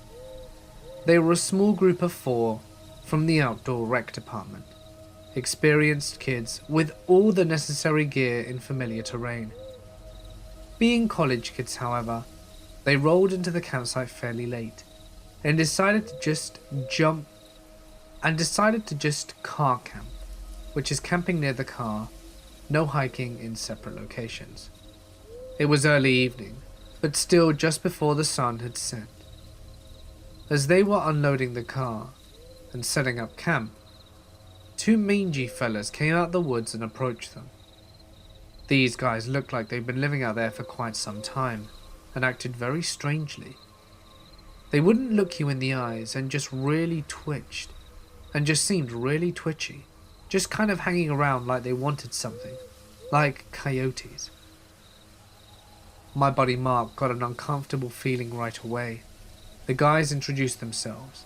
Now, nobody I've spoken to can remember the man's first name. It was something like Bill or Rick. But the second guy said his name was Gizmo. Funny, right? Hard to forget. So Gizmo and his friend began asking questions. Questions like, are you all gonna stay the night? How much food do you have? When are you kids supposed to be heading home? You've all got phones, right? And are there any more of you planning on showing up? Well, Mark didn't like this one bit, so he started telling tales. Yeah, there's going to be 8 or 10 of us or more showing up tonight, and our parents expect us home first thing tomorrow morning. They're super paranoid, so we gotta get home on time or they'll call the cops. Parents, am I right? That sort of thing. Gizmo and company poked around camp a bit more, then wished the group good luck and disappeared back into the woods. Mark and his friends joked nervously about Gizmo and his friend, but weren't worried enough to actually leave. They built a fire and cooked dinner, then cleaned and hung up the bear bag. They spent the rest of the evening hanging out around the fire, chatting and drinking. One of them had a harmonica, I think, and by midnight they all turned in, and they had brought 2 tents, a girl's tent and a boy's tent. Well, Mark didn't feel right in the tent. He felt like somebody needed to keep watch, so he slept by the fire. Sometime later, Mark found himself awake. The fire was dying when he opened his eyes, and he couldn't see much beyond the campsite, except for one bright burning spot. There was a light out in the woods. It bobbed along at chest height, occasionally disappearing behind the trees, sometimes pausing. Whoever it was a good distance away, maybe 100 yards or so, and he followed it for a while until it went out. He stared into the darkness for a long time, until eventually he fell asleep once more. Suddenly Mark woke up again, this time in a panic. The fires were down to embers, barely glowing. He opened his eyes to see the strange light in the forest was back, and much closer now. He could see now it was from a lantern. He watched as the lantern carved a smooth perimeter around the campsite, occasionally going out, always reappearing a short distance away. Mark pretended to roll on his back in his sleep so that he could watch it. It circled the campsite twice, getting closer each time. The strange thing is, There were no sticks breaking, no leaves crunching. Somebody trapezing around the dark woods that close should have made a lot more noise. Whoever it was trying to be really quiet. Mark lay there, tense and unmoving. By the time it began its third rotation of the campsite, the lantern was so close that Mark could see a face illuminated on it. It looked like one of the fellas from earlier. He couldn't remember which one. His eyes were bugged out, scanning the campsite like a predator, and he was sweating. And then the lantern went out. At this point, Mark properly woke up. He got up and started making a lot of noise, stoking the fire, packing his gear. His watch read 4:30, and the sun wasn't up yet. He considered all of that happened, and made the tough call to wake his buddy and bug out. Nobody argued when they saw his face. Like I said, this guy is happy-go-lucky, and a human golden retriever, and an experienced woodman to boot. You'd believe him too. The sun was barely starting to come up, and by the time they got in the car, as they were driving out, they passed something that they hadn't noticed on their way in. There was an old RV parked out in the woods, camouflaged with a mixture of earth-colored tarps and actual greenery. It was surrounded by a chain-link fence that was also draped with camo tarps and leafy broads. The whole thing looked like a long-term hunting campsite. Mark and his friends were actually relieved. Gizmo and his friends must have been poachers, and that would explain their creepy stalking behavior. They had been trying to scare kids away from their campsite, Scooby-Doo style. Still cautious, they hightailed it out of there and counted their lucky stars that they weren't deer. That should have been the end of the story. The next part I don't understand.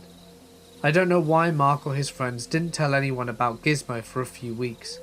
I would have thought for sure he'd report the poachers ASAP.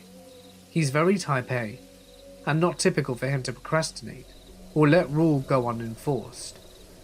I don't know what his excuse was, but Gizmo and his pal were forgotten. Then one day, Mark mentions the incident to a law enforcement officer from the DNR that came to lecture at one of his classes. She asks casual questions, just to be polite, but then stiffens at the mention of the name Gizmo. "By any chance do you remember the other guy's name?" she asked. "No, it was something normal, but I don't remember." "God, they always say that," she replied. Turns out that part of this woman's job was investigating the murders that occurred in Virginia state forests. Most are body dumps for crimes that occurred elsewhere, but over the last decade a series of unsolved cases, stretching all the way into West Virginia, had targeted what appeared to be random unrelated campers. But when they interviewed other campings in the area around the time of the murders, they all mentioned the same uncanny details. They had all been approached by an individual named Gizmo, and another man whose nobody's name they can seem to remember.